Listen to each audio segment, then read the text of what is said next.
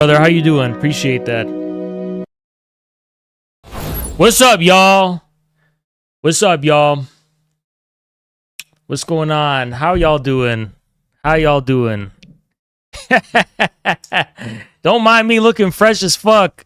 Don't mind me looking fresh as fuck. How y'all doing? I've been homeless for months. I've been homeless. I've been looking homeless, but now I'm cleaned up. Kuzaz with the 10. What's up, man? Appreciate you. Appreciate you. What's up?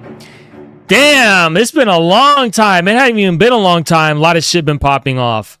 A lot of people crashing the fuck out. A lot of people losing their minds. Yellowstone with the 5. What's up, man? Guys, the yacht's not going to pay for itself, all right? The yacht's not going to pay itself back off. I still got that monthly mortgage on my yacht that I got for $50 million. It's not going to pay for itself, okay? It's not paying for itself. My $1,000 cigars aren't going to pay for themselves. All right, guys? You know, it's so funny. One of our big hate stalkers, this happens always, it always happens at like 3 a.m. or something. One of our dedicated hate stalkers who lives not even in this country, I was in the Discord, and, these people say, well, I'm not going to debate you. I'm not going to give you content. So I did like a Volk Vulture style text debate. I pinned them down. What is the actual like basis of your position in any kind of way, right? I was like, they're like, you're unemployed. You just stream. I'm like, okay, let's break that down. I'm a jobless loser who just streams, right? I was like, how does that not apply to people that you respect across history? Like Marx or Lenin or so on and so on. And then he's like, you're comparing yourself to Marx and Lenin? I'm saying no. But before they became somebodies, they were nobodies, okay? Before they impacted history, they were selling content through the written medium, right? That's what they were doing. I was like, so what makes the streaming medium so much less, important than the written medium, right? What makes one vulgar and the other one esteemed and worthy of respect?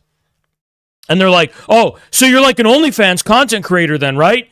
You're like a girl who's like showing her tits or something. And I'm like, okay, this is the kicker. This is what I want to bring to y'all's attention. I was like, okay. So you're basically saying is everyone watches me who does watch me because of my good looks. That's what you're saying. You're saying that that people tune into the stream and watch me because I look so good. I'm just so handsome. They're like, no, you're hideous actually. I was like, okay. So why does anyone support me then? Can you explain why people support me? He's like, well, because you give them a masculinity. I'm like, okay, so I'm the only masculine person in the world. That's why people support me, because I'm the only masculine person in the entire world who has elevated testosterone levels. I was like, why can't anyone who has high testosterone levels do this then? Then he's like, oh, you're a Redditor. I'm not going to debate you. I'm like, buddy, I have you fucking pinned down and cornered, you little bitch. We're not on stream. You don't have to use your voice. You're not showing your face. This is the text format you so prize. People always tell me, you won't debate me through text. Okay, here's the fucking debate. What the fuck is your position? They're like, this is Reddit. I'm not going to debate you. Buddy, if you're not going to debate me, you little bitch, if you're not going to debate me, then fly to America and fight me. What is the problem? If you're not going to debate me, then what is... No, I'm going to be calm about this. Because there's these low testosterone little bitches who need to be slapped into the ground. They've never been slapped enough in their life. They need the Ottoman slap. They need a smackdown into the ground. You know what these fucking ants, these flies, these little gnats, they say? I'm not going to debate you because I don't respect you. But what is the debate you tell yourself? What is the internal narrative you give to yourself? Are you claiming you've just adopted this position for irrational reasons? You don't even have like an internal narrative where you're like, okay, X, Y, and Z, X is Y, whatever. A equals B, and B equals C, therefore A equals C. It's like, do you have any procedure in your head whatsoever that justifies your position? Or is this personal when you don't even fucking know who the fuck I am? Is this personal, or is there actually a rational... Oh, I'm not going to debate with you about it. Then debate it with yourself, you bitch. Transparently show the public the line of reasoning and whether you've sufficiently opened yourself to scrutiny in terms of the fucking chain of reasoning that has led you to adopt the position that you have. But then the truth is very tragic, actually. You guys want to hear the truth? It's very tragic. And I'm not just saying this to shit on... I'm not just saying this to shit on our enemies. I'm saying this because everyone needs to self-critique. The truth is actually more simple. These fucking losers were at one point in their life humiliated by the community. They're typically millennials. And yes, I'm going to keep shitting on the millennial generation. I am baffled about people who take this personally. Why can't we speak objectively about sociology in a materialist way? Fact is, millennials, the older ones, were not raised on social media. They have a sense of control over discourse that is an illusion. They cannot cope with the reality of the artificial discursive intelligence that's at play. Artificial discursive intelligence is what creates communities. Artificial discursive intelligence is what sets the standards. Artificial discursive intelligence is the very basis upon which recognition is possible. But they think that all discourse is an interpersonal relationship.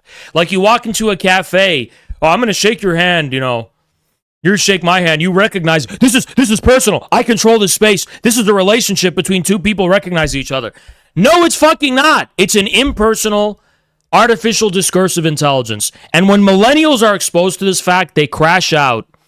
And they go to inhuman lengths to restore the sense of control over discourse that they never had in the first place. And this is the common thread. You notice the common thread. Dan Cohen, Caleb Maupin.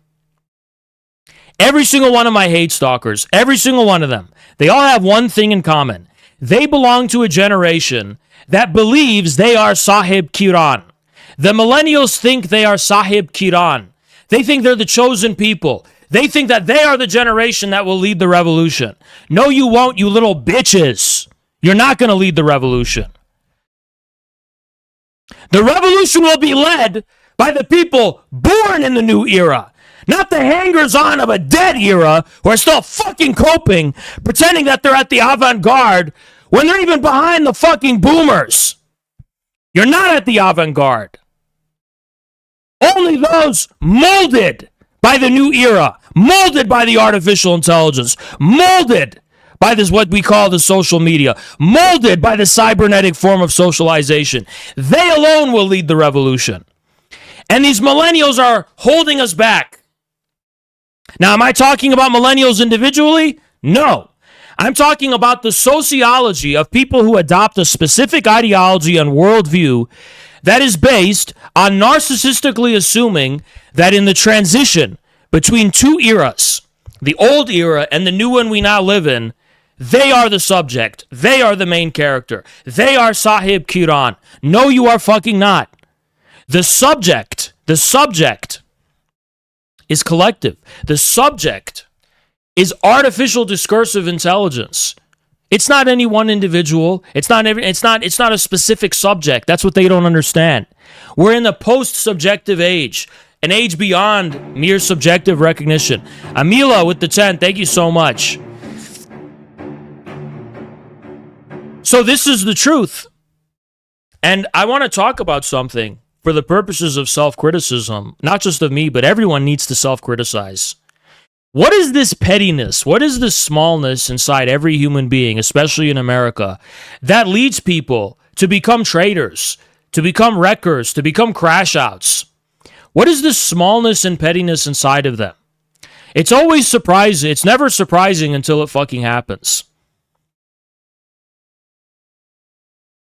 I just saw, you see it, people in ACP, it happens to them too. Absolutely happens to them. And I want to fucking say something. I want to say a few things, actually. There's some people that claim, Frightful with the 5, what's up, bro? Appreciate you. There's some people that falsely get around to saying a load of bullshit. In my book, it's a load of fucking bullshit. You've got a lot of fucking people that say bullshit like, well, Haas, the problem is the community is too aggressive. They swarm people too much. Hey, bitch. You can share your opinion in public all you want, But people are allowed to share their opinion that they think you're a fucking retard.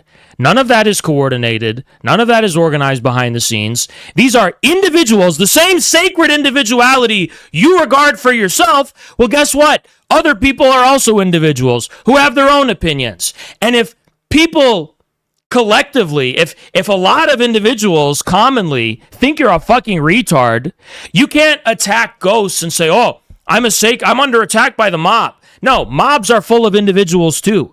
Every form of individuality is interpolated by an artificial discursive intelligence, which is collective in scale. That's just true for everything. Just like you share your opinion, other people can share their opinion too. It's as simple as that. And if your opinion happens to align with that of a community, that's not because you're in a fucking cult and you're a drone and you're destroying dissent. It's because you are part of the same artificial discursive intelligence as literally everyone else, and you've taken a position. You know, it's like seeing the sky is blue.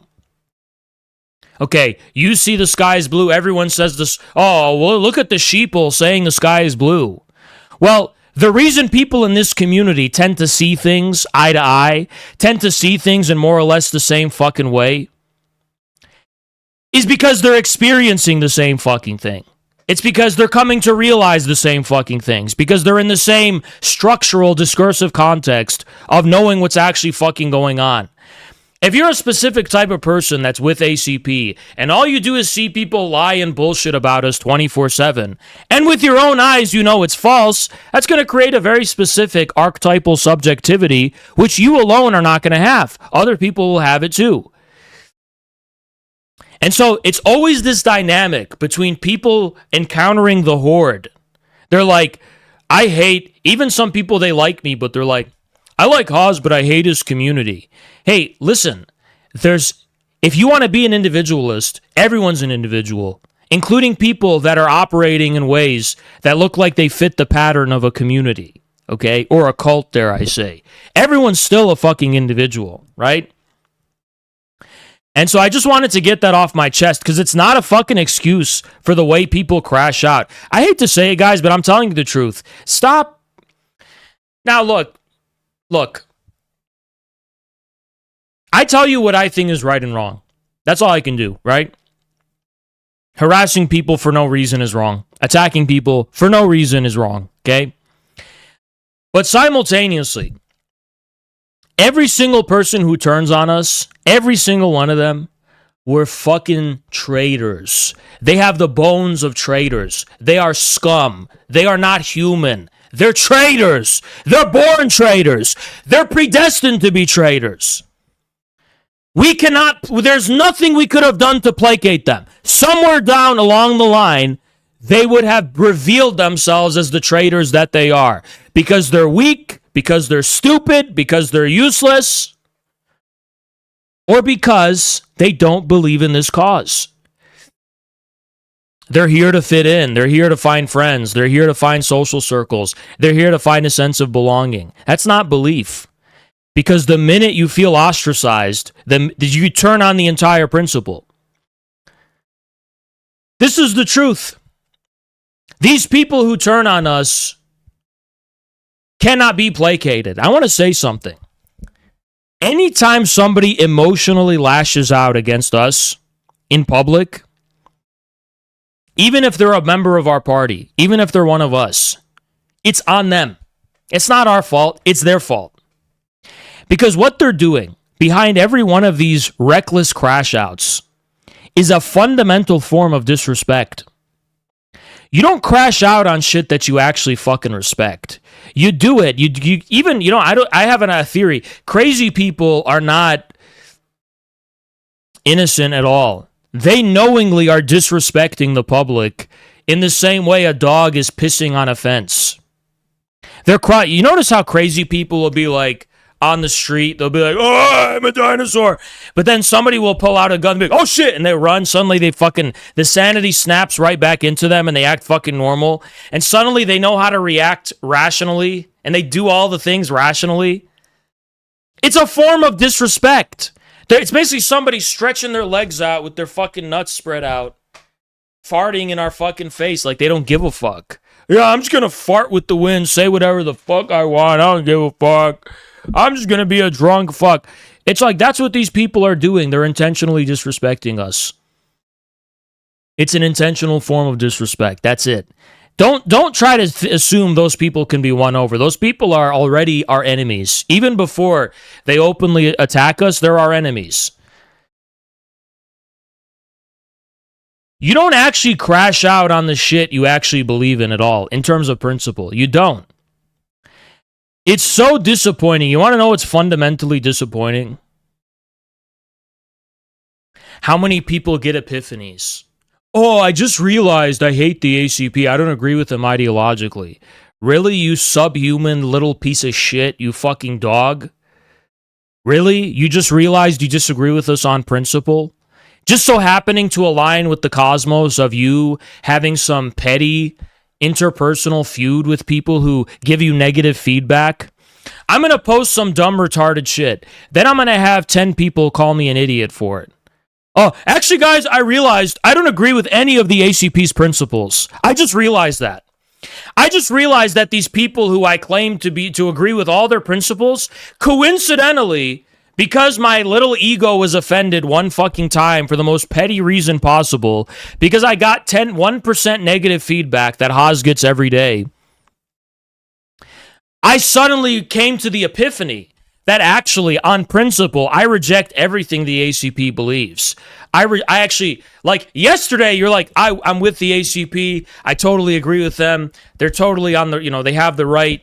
But then one day later, because they got some negative feedback that had nothing to do with the principles themselves, they have they just, like, woke up, like, from the Matrix. They're like, the cult, I've escaped the cult. My eyes are open. Why did it take your little bitch ego getting offended for your Matrix epiphany to happen? If you were truly a principled person, you would have opposed us from the very beginning.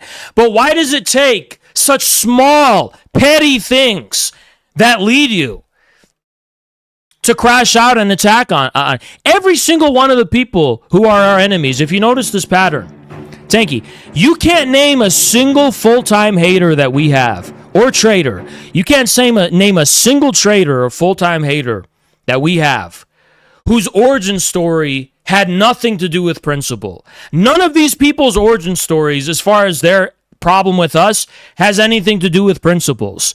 Every single one of them had their little, petty little egos offended, like literal babies, like literal children. It's not even about the substance. You need to understand what immature little babies these little bitches are. It has nothing to do with substance. Let's say I type on X, my favorite ice cream is coffee ice cream. And then 10 people are like, that's retarded, I like vanilla. That could be enough to provoke these crash outs. Because it's like the negative feedback of them millennials not getting their little participation trophy and realizing they're not the center of the universe and they're not the main character, and them realizing, like, oh my God, I'm not the subject of all the discourse. Oh my God, I'm getting negative feedback. I'm getting feedback that doesn't reproduce my fucking sense of elated status. Suddenly, that's what drives these people to have the epiphany. The epiphany! Oh my God, I've always disagreed with ACP's theory and principles. Oh my God, I've always hated Haas. Oh my God, now I realize I disagree with infrared on principle. Wait a second, you little bitch. If you were a principled person, it wouldn't have taken something so small and petty for you to have this epiphany. You small little petty bitch. That's why you're a subhuman dog. A human being has principles. You're not a human being. You are a petty bitch. If anyone acts like a baby around us, they've never respected us from the beginning. You see, sometimes there are contexts where principle is life and death. You only respect the principles you respect. People who trifle in matters of principle, people who change on a dime because their little feelings got offended, because their petty egos got offended, people who switch up like that on a dime. The only thing changing being the social context of how they've been interacted in one context. People who switch up like that, It's not that they have no principles, it's that they're not accountable to the real principles that they have, which are conformity to the US regime. Because nobody just passively exists in this system and status quo that we have. Ultimately, if you're not standing up and in some kind of way taking seriously the need to create an alternative, you are in some way actively reproducing the system. And those are the principles you actually respect. And you may be like, well, I don't have a choice. Doesn't matter. All you're saying is that your respect is based on fear. You don't crash out on the U.S. government. You're like, well, I can't. They'll shoot me. Okay. But that's still the principles you have. They're just based in fear. Do you understand what I'm saying, guys? It's like you still have respect for the regime. It's just that your respect is based in fear because you're a fucking coward. I don't have any fear of anything. The reason why I don't resort to lawlessness isn't because I'm scared. It's because the praxis and strategy I'm pursuing, and which I believe in, is one where I have to maximize a relationship with the American people, with the American working class, who by and large follow the laws of this country. We have to ground the context of revolutionary struggle in the objective contradictions that exist among the masses. So I don't have to fear anything, but these people, their principles are rooted in fear.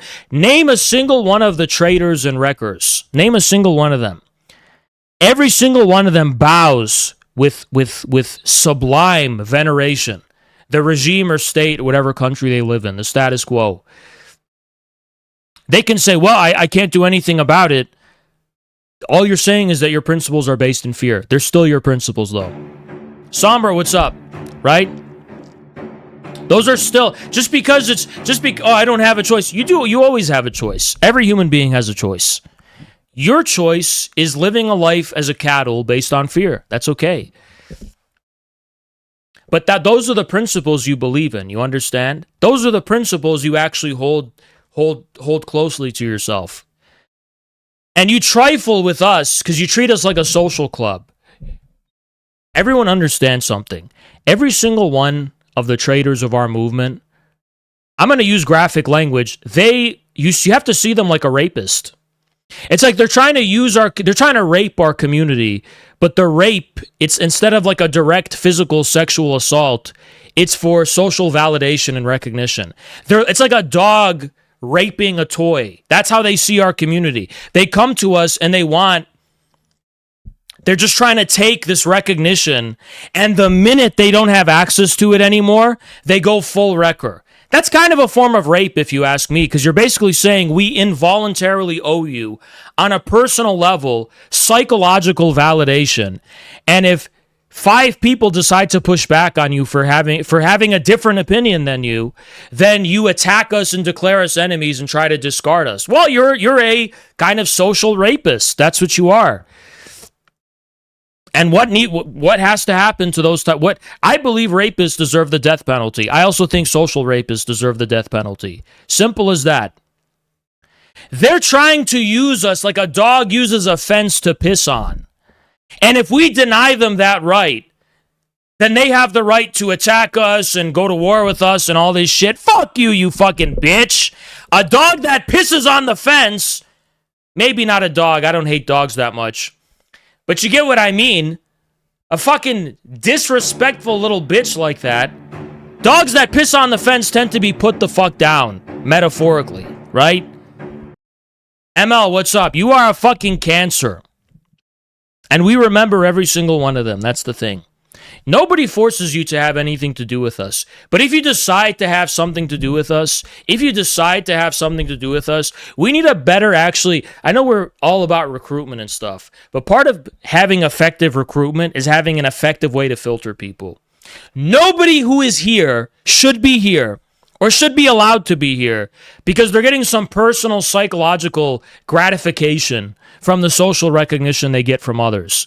The only gorillas I want are the ones who are so devoted to their principles that if a gorilla says, Haas, My will is aligned with the same will as yours.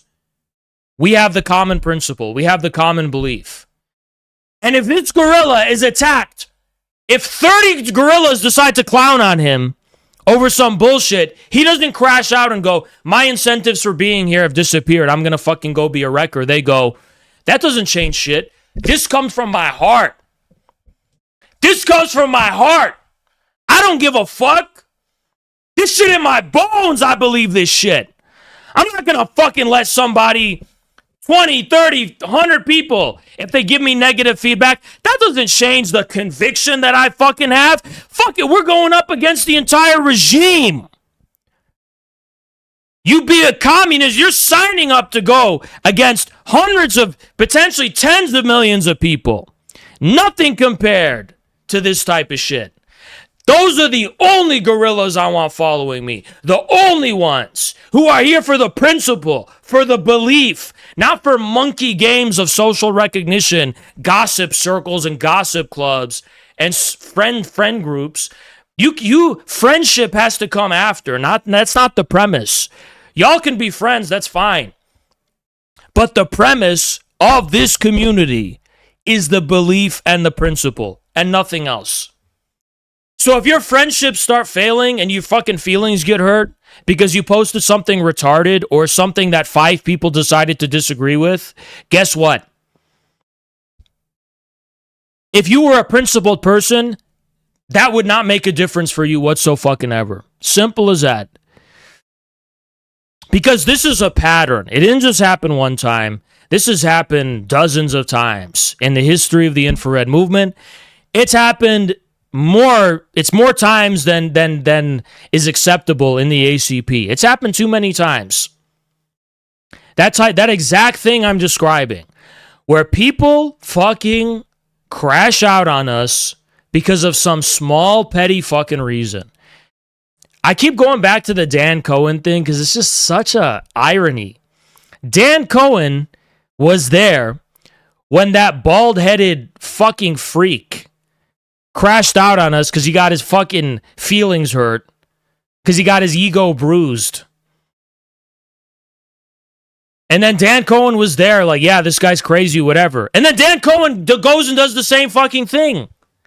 You know what that proves to me? This isn't about bad apples. This isn't about, I don't know, bald people being bad or something. Everyone has the ability to be this little fucking bitch inside of them. And when you have awareness of that fact, you can actually fucking have some self-awareness and be like, what the fuck am I doing with my life? Do I want to live a life based on being principled? Do I want to live an honorable life? Does that matter? Well, if it doesn't matter to you, speak now. Speak now so I purge your bitch ass out of here. If honor means nothing to you, raise your hand and speak now so I can purge you, get you the fuck out of this movement. I don't give a fuck how much you're well liked by people. If you're not here for honor, get the fuck out. Simple as that. If you don't care about honor and principle, get the fuck out. I don't give a fuck who you are. Even if a billionaire came to me and like, I'll give your party $100 million if I could just shit it up and no, fuck off. Principle and honor is the foundation. It's like oxygen. You don't have that, then you can't breathe. We don't have that, then we can't breathe. Simple as that.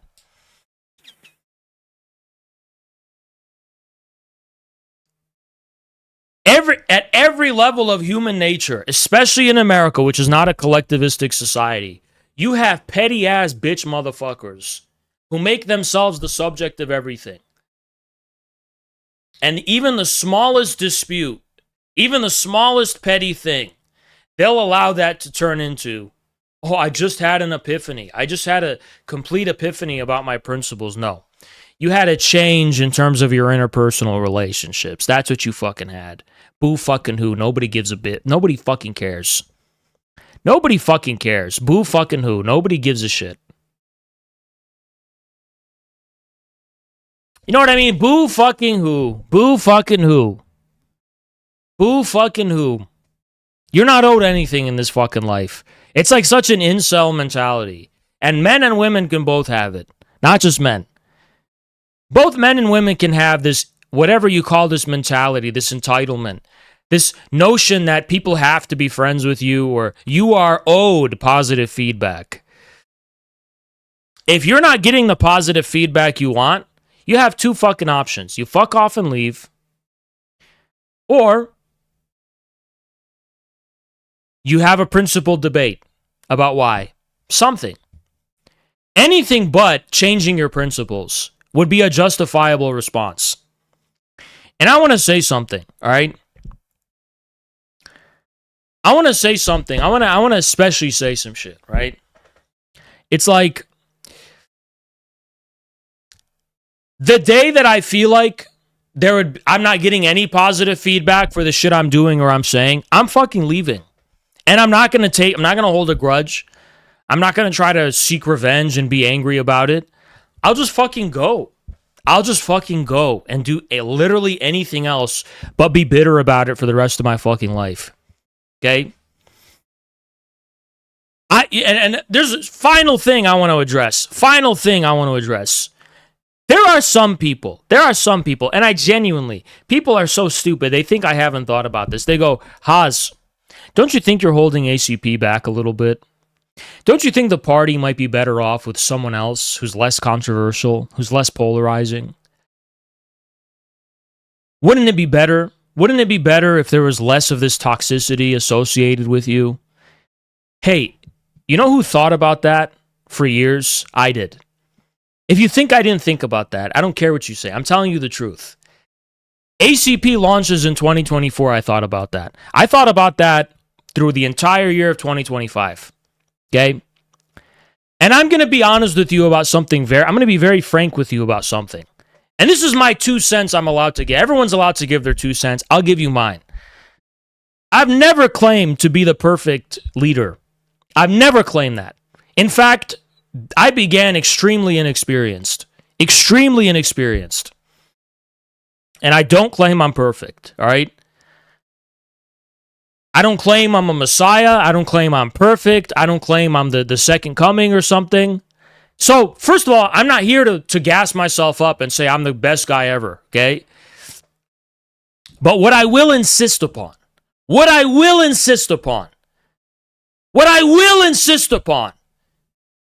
to my dying fucking breath, with utmost conviction, with 100% fucking certainty, if you want to go down this path, I'm not talking about me. I'm talking about this path. I'm talking about communism with a capital C. I'm talking about Marxism-Leninism, independent of the Democratic Party. I'm talking about a path that they're wrong and the communists were right. I'm talking about the path of Marx, Engels, Lenin, Stalin, Mao. That path, that simple path. Revive the Communist Party. Make the Communist Party great. Turn it into a party of millions. Then my words, which you should regard with utmost sincerity, certainty, and conviction, okay? Follow these words carefully when thinking about who should lead you. Whoever leads you better be a fucking warrior who's ready for war. Meaning, they will be just as, if not more, toxic, controversial, polarizing, attacked as me. When considering the question of optics and toxicity and controversy, understand that if you follow this fucking path, you're at war. You're asking for war. This is a war. This is a war. There's no way to fucking be neutral about it. The minute you declare yourself the Communist Party, you are at war. And someone who is weak, someone unwilling to fight,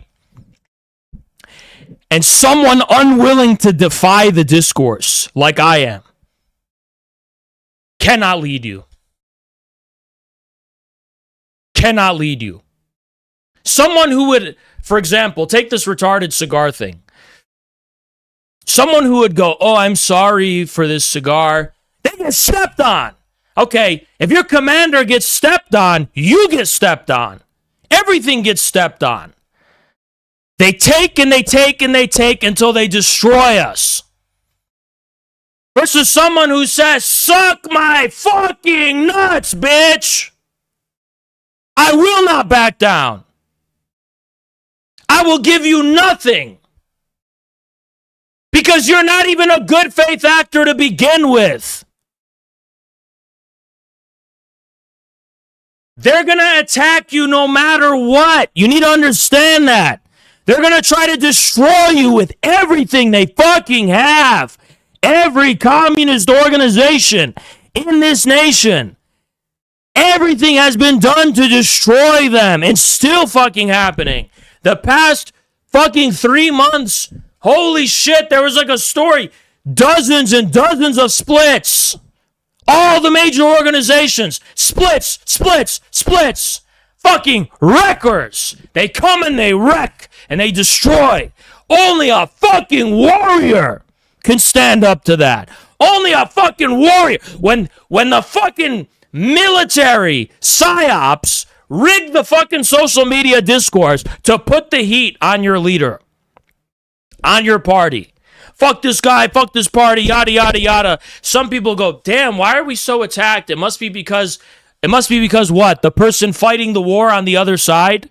This is war. You're going to be, oh, no. A competent leader would be very popular. Really?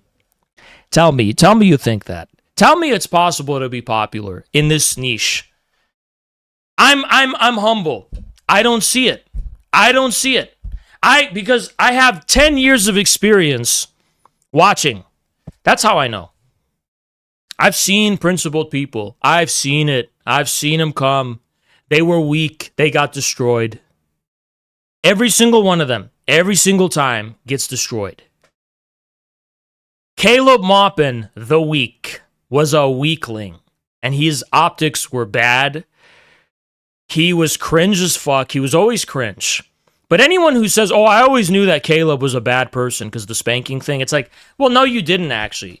Caleb started off as a soft-spoken guy in a suit who never insulted anyone in their fucking life and was just going on fucking stream being like, well, I kind of do respect the Soviet Union, and he was just saying the most milquetoast shit.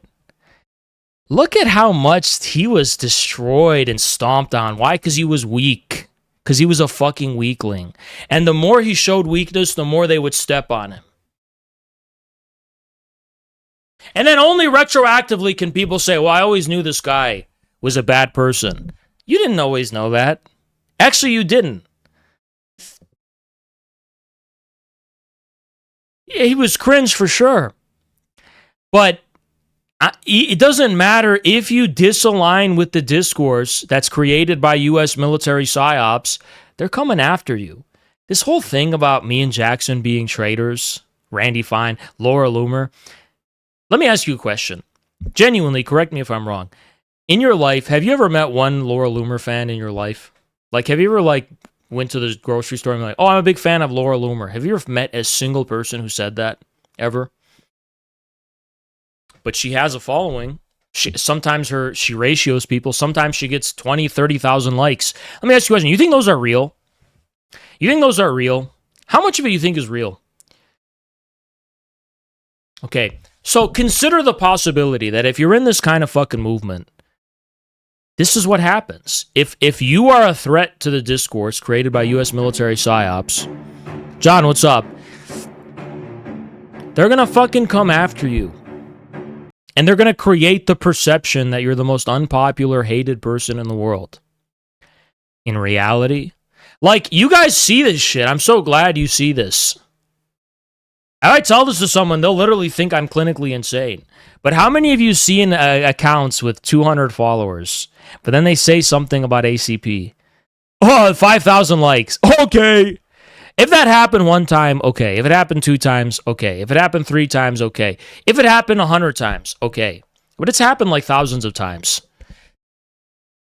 How can we believe it's real? We can't. I can't. You can't. Those people don't exist. And in real life, Leftists have a broad spectrum. There's three types of leftists who interact with us. Some like us, others are kind of indifferent toward us, and then a fringe minority will be like, "Get out of here, you fascist scum!" But all this hate you see on the internet, it never translates in real life. Nobody sees it in real life. You see one mentally ill furry do it in real life. Marginals. And isn't it obvious to you that the whole Department of Defense, the whole fucking PSYOP division, what they do is they'll take these mentally defective, mentally ill people and prop them up. Like, there are some authentic actors who obsessively hate us, but they would not have any traction if it wasn't for the fact that there's this artificial discourse created against us. So, what I'm trying to say is, I'm not claiming I'm the best at all, ever. I'm just saying, if your complaint about me is the controversy, the toxicity, and all that kind of shit, you're not cut out for this. Okay? This is war. It will never, actually, maybe you should criticize me for being too much Buddhist, actually. Not vicious enough, actually. How often do I attack people on X? Almost never. I'm quite Buddhist, actually. Quite moderate, quite restrained. And Jackson, who's Jackson? The guy smiles every single day. You never see a photo of Jackson where he's not smiling. He's always smiling. He's not a toxic, angry person like I am. Fascinating how that book was there. So,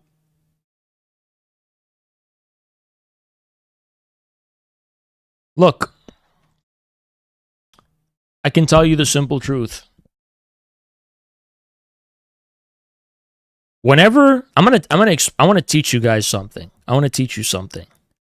When an aggressor, when unjustly, you're seeing thousands of people attack you, and it leads you to reflect and say, what am I doing wrong? What am I doing wrong? If you keep doing that, I have to go with the analogy. It's an unfortunate analogy, but I gotta give it to you viscerally, so you understand. Like, you need to get in your fucking head. In prison, when you're at the cafeteria, and some dude comes and takes your food, okay, takes your honey buns, something like that, and then you start getting into the habit of going, well, what can I do better? How can I blame myself? You're not gonna make it, man. You're not gonna make it. You're not gonna fucking make it. You gotta go find that dude and fucking beat the living shit out of them in front of everyone. Or else, you're cooked. You start getting into the fucking mentality and the mindset of you being a fucking victim, you are not cut out for this shit. People need to understand that. Like, people need to understand that. That's how they're making you into a victim. Oh, how can I appease people? You gotta fight. That's how it fucking works. Okay? There's right and there's wrong. There's right and there's wrong. Okay? I'm willing to debate almost anyone about anything. Actually, really anyone. I'm willing to debate anyone. I've proven that many times. About anything. Just so I can expose to you guys, okay, I'm presenting you right and wrong. Let's see other people present right and wrong. What leg do they have to stand on?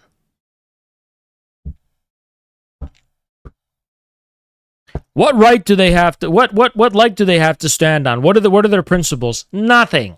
Their principle is dog eat dog. I'm going to come and I'm going to take your shit. What are you going to do about it?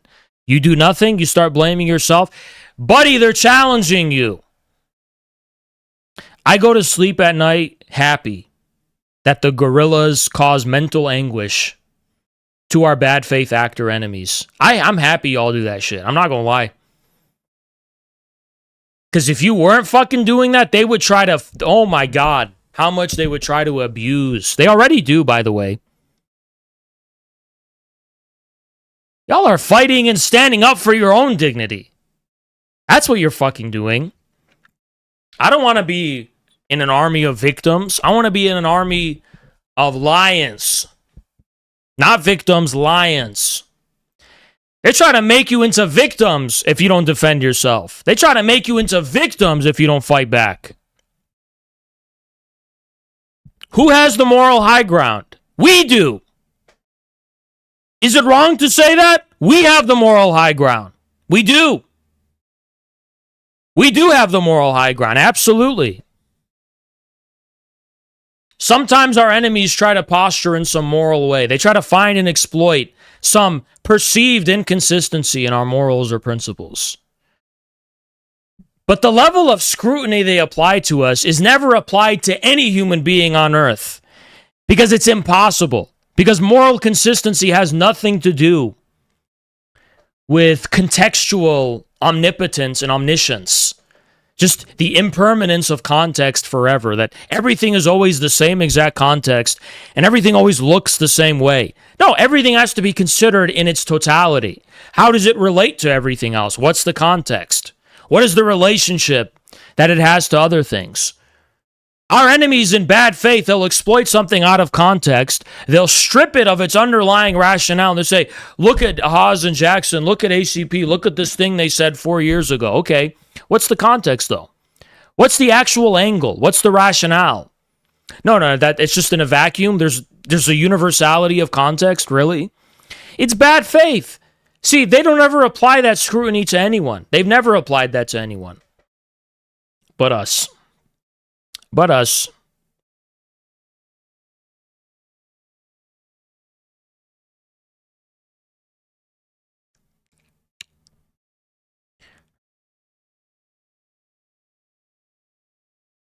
This smallness, it's like everyone's got a dog inside themselves. Have I told you guys about the earliest symbols of state sovereignty? The master of beasts. The master of beasts is like this. Got 2 rabid dogs to your left, to your right. That's sovereignty. You keep that shit at bay. You stop. Don't be the fucking dog that pisses on a fucking fence. You stop. You respect. Just like when you go to the White House, no, you don't see nobody going up to the fucking U.S. Capitol building and taking a shit on the steps. You don't see nobody going to the White House and taking a piss and making a mess. It's because of fear. That doesn't fucking change anything. Respect can be based in fear. Respect can be based in principle and belief. It's still respect.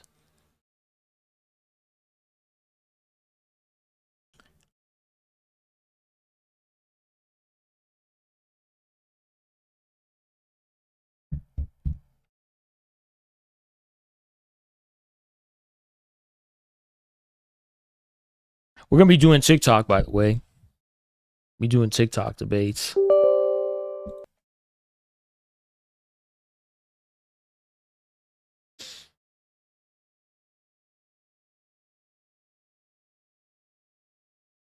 I want you guys to understand something. Our crime is believing in this shit. It's always been our crime. Believing in this shit. Believing in it. Some people call us revisionists. For example, sometimes they call us revisionists. Kuzaz, what's up? Sometimes you got Maoists calling us revisionists. For example, someone posted a picture of the Filipino Maoists in a jungle fighting, and they go, "Oh, compared to this, you and Jackson are nothing, Haas." All right, is that you? Is that a photo of you in that jungle? Have you taken an AK-47 and gone to the jungle? Is that what you're doing right now, you LARPing ass bitch? Shut the fuck up and sit down.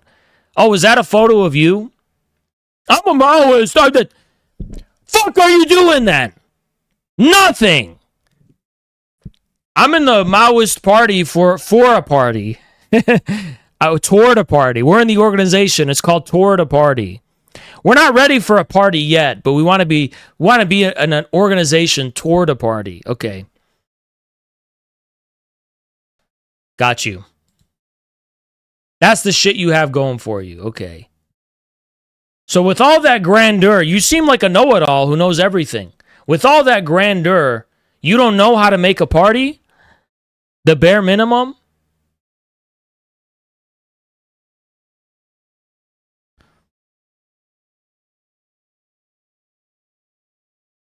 It's just a bunch of nonsense. JK, what's up, man? Appreciate you.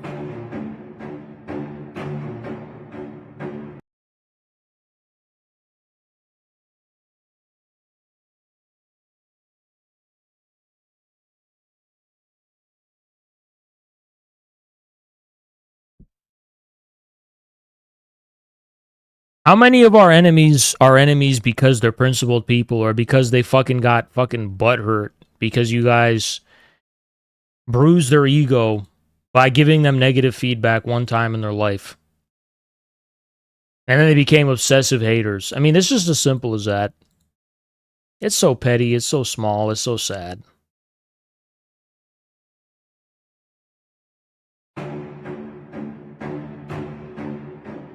Midnight, what's up? What's up, Midnight?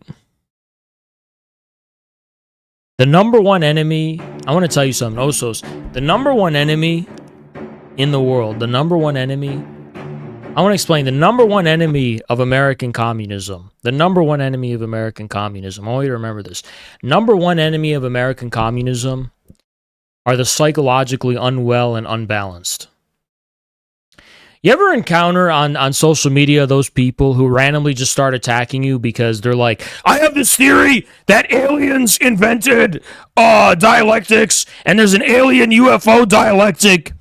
And then we kind of will just be like, all right, I mean, what difference does it make? We don't know. And then we just kind of like, we're not attacking them. We're not even like publicly disagreeing with them. We're just like, okay, we'll just go our own way, you know? And then randomly they'll just come at you and they'll be like, how dare you collaborate with the aliens and you're by being silent about this and not validating me and by even contradicting me sometimes inadvertently, you have declared war on me. I'm going to destroy you. That's what I mean by like, that's the number one enemy of American communism. The mentally unwell, the mentally unbalanced, who don't understand that just because somebody is not giving you the attention and recognition you think you deserve doesn't mean that it entitles you to start being an aggressor and attacking them. They have done nothing wrong to you, actually. If you have an entitlement issue that you think you deserve recognition, you want to debate me, you can debate me. If you persuade and convince my audience and take 50 people with you, good luck. I've never closed myself off to the risk that you're going to convince the people who are watching me. You know? But it's like these people who feel entitled that you have to, if you don't, not only like if you inadvertently disagree with them about things, that's a declaration of war. But it's like if you don't specifically agree with them and talk about the things they like to talk about, you're an enemy. You need to be destroyed. That's the number one enemy of communism in America. The mentally unwell, the mentally unbalanced. Simple as that. Contrary to what you might think, I'm a profoundly balanced person. On stream, I'm yelling, all this kind of shit. When this camera turns off, the whole day I don't even say a word. I'm meditating, I'm reading, I'm whatever, I'm locked in. I release all my anger on stream. That's actually balance. In my life, that's balance. That's balance in my life, okay? I'm like this here so I can be chill for all the other time I live my life, okay?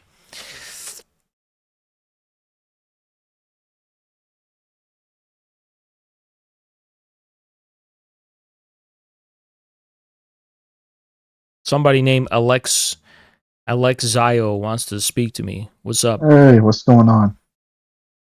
What's going on? Good. Marxism is Islam. Mm-hmm. Marx literally said that religion is opium and stupid. Mm-hmm. Do you consider like yourself a smart guy or like a dumb guy who just like walks around being a dumb guy who's like a midwit? What do you think? I would say I'm pretty reasonable. Yeah, just like some dumb guy walking around being a dumb guy who just never thinks I'm about not anything. Stupid left brain. Okay, let me ask you a question. So you just know me from this TikTok, right? Nothing else? No, I mean, I saw a debate you with Nick Fuentes who crushed you. Okay, so we'll get to that in a second. But so you know who I am. So Knowing who I am, Not do really. you I mean, actually you're elevate? nobody. No, hold on. Do you think so highly of yourself? Do you think you're so intelligent that this contradiction you're pointing out to me, I've never considered it internally in my own internal monologue before I actually say this? Like, do you genuinely think I've never thought about this in my life until you confronted me with this contradiction, supposedly? Like, Of course, that's you're why you're a so dumbass. smart. You're You're so so smart in smart, bro. comparison to me that I've never even thought about this before, right? That's why. I mean, that's why left-wing people don't You're not have even really. white. I can hear the twang in your voice. You're You're not not even even white, and white. you're a fucking You're Nick not even Fuentes white. dick rider. Nick Fuentes, dick rider, bro. You're a stupid Marxist. Marx was Jew. What the fuck? And you are brown. You're bro. You And I'm are smarter than you. brown And and I'm smarter than you. brown white nationalist. The white nationalism is stupid. That's Yeah. Nick Fuentes, your king, who you follow. I mean, he's Mexican. I mean, Okay. what can I say?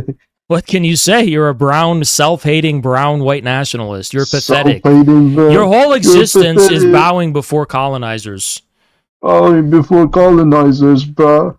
Yeah, you literally worship Nick Fuentes. You worship white You nationalists literally and hate worship yourself. Nick Fuentes, bro. Nick is brown. He's Mexican. That And makes no sense. you are a white nationalist, but you're I've never brown said and anything self-hating. about You're a Nick Fuentes. self-hating brown white I've nationalist. never said anything about white nationalism. You're a Nick Fuentes Anything. follower. What can I say? Nick Fuentes. Okay, so we can go down two dialogue trees because you're an NPC where you're going to get schooled. Which one do you want to go down? Do you want to talk about the opium of the people, or do you want to talk about the debate with Nick Fuentes? Which one? I mean, go with opium. Okay. So where That's did what Marx you used. write religion is the opium of the people? Where did he write that? Do you know? Manifesto. Okay. You're wrong. Goodbye. Go do some more homework before you decide to challenge me on things you have no familiarity with. He said the manifesto. Why challenge me? Why would you even bother challenging me? I'm a dragon. Why would you challenge a dragon?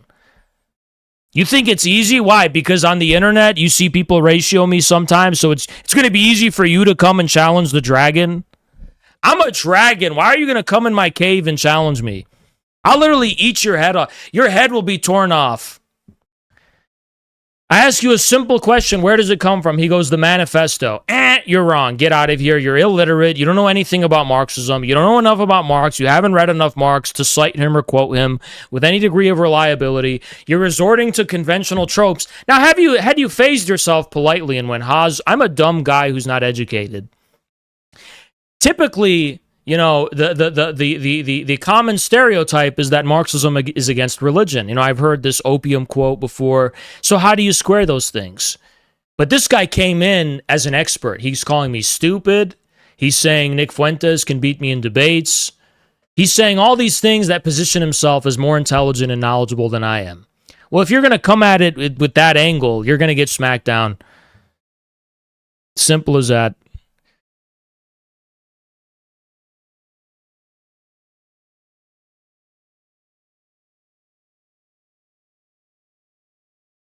I got restricted, by the way.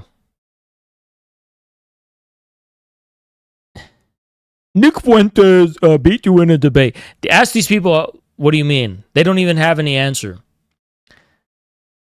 Nobody who, even if you go on YouTube, the top comment is making fun of that dumb little kid. Why are we even talking about this irrelevant Nick Fuentes? And before you say, oh, how can you call him irrelevant? I have the whole future ahead of me. His entire potential is gone. He's reached the apex and there's no...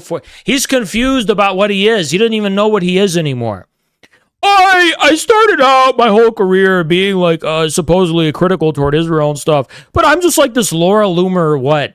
He's a Laura Loomer, Zionist, Democrat, Richard Spencer, neo-Yahtzee, Republican, anti-communist, pro-socialist, apparently, I don't know. Gavin Newsom supporting, Laura Loomer supporting, Randy Fine supporting. It's like, what is this guy? What is he? What's his angle? What does he even have? Nothing. He has an identity crisis. He's done. He's nothing. By the way, the guerrillas tore his entire lieutenants a new one. The guerrillas, they never knew what guerrillas were. They encountered us. Oh my God, you guys viciously beat them bloody into the fucking ground.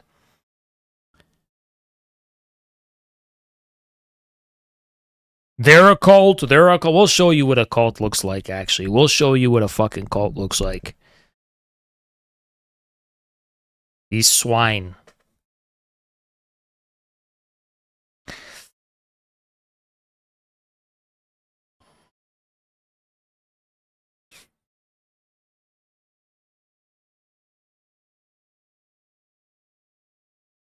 You guys get dunked on. Who are you talking to?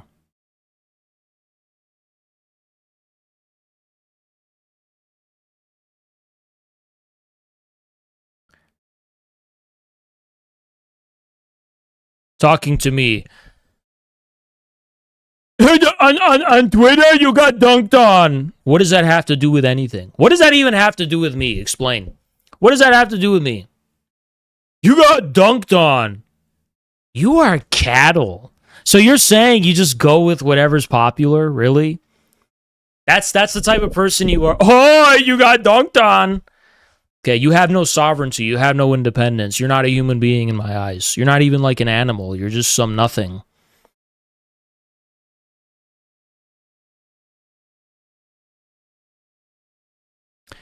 You brought up your own family. We destroyed them. We absolutely destroyed them. We caused them irreversible trauma. They're never going to recover from it. Simple as that. Destroyed them. Oh, you got dunked on. You know, all his stuff is botted. It has nothing to do with reality. Just look at his viewership, how much it went down. That's all you have to look at. Not this botted nonsense on X. It's totally botted.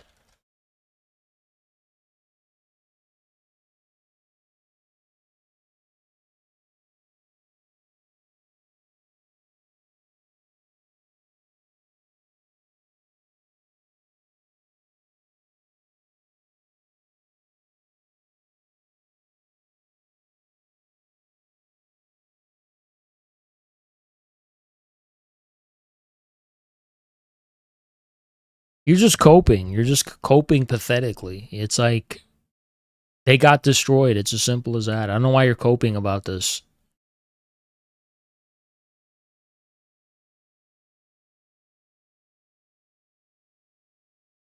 The right wing has overwhelmingly turned on this little boy. What else can we say? What else do we want, you know? What else would be victory if not that? Oh, here's this guy again. Yo.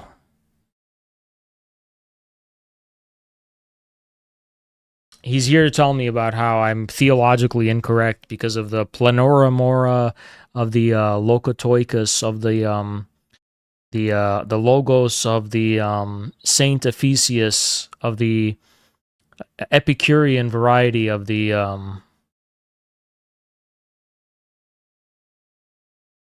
what?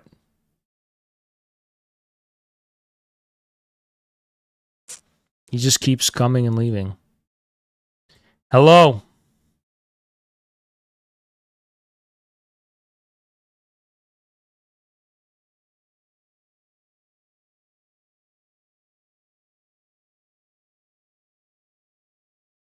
That's the best response you could conjure up. What are you talking about? What are you talking about? What are you even talking about?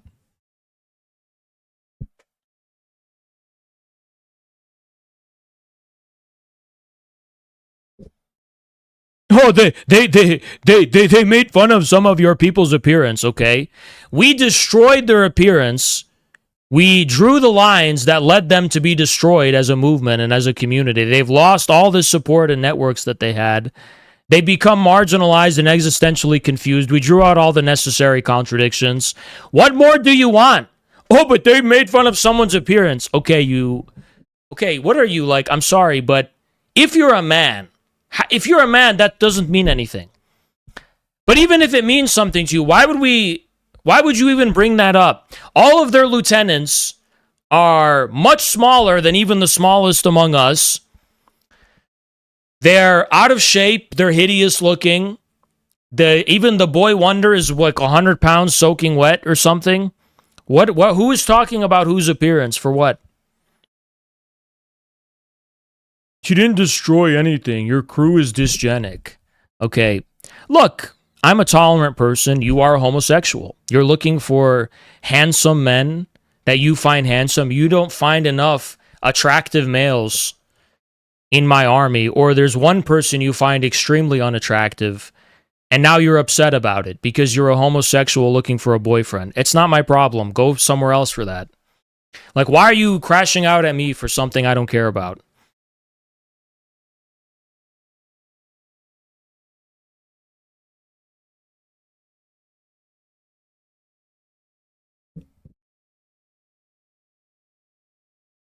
There's someone in your party. I don't find them attractive, huh? Therefore, you lose. All right. What is this? What is this, a runway or something? A fashion runway? What are you talking about? Are you like a straight man? No, you're not. Nothing wrong with that, but just you're in the wrong place, whatever you're looking for. If you say any of this IRL, we got a tough guy. I'll say it IRL, and what you claimed you would do nothing. You would do nothing. You would cry just like you're crying now, and you'd go home. Crying. I'm in Michigan now, and you won't do anything.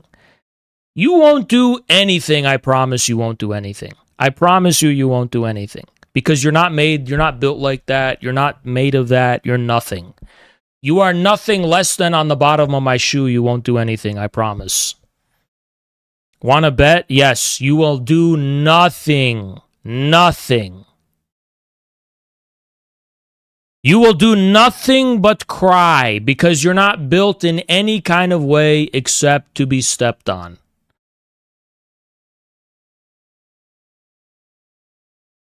Drop an Addy. Okay, go there right now. If you promise to get in your car, you're going to go there right now. Yeah?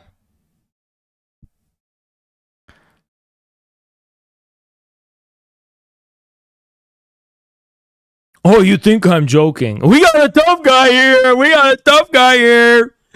We got a tough guy here.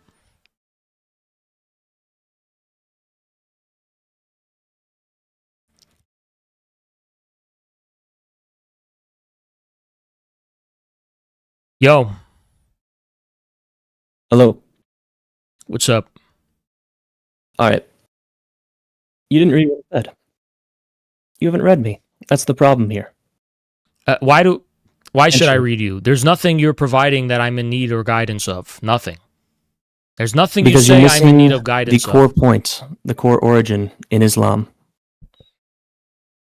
Okay, teach me what I'm missing. Go ahead. You believe in the alienation from Christ that exists in the Western churches. I don't disagree with you. I think the Western churches turned their back on Christ in the 5th century. But it wasn't lost in Christianity. It remained. Christ remained with us in the East. Okay. In the Oriental churches. Great.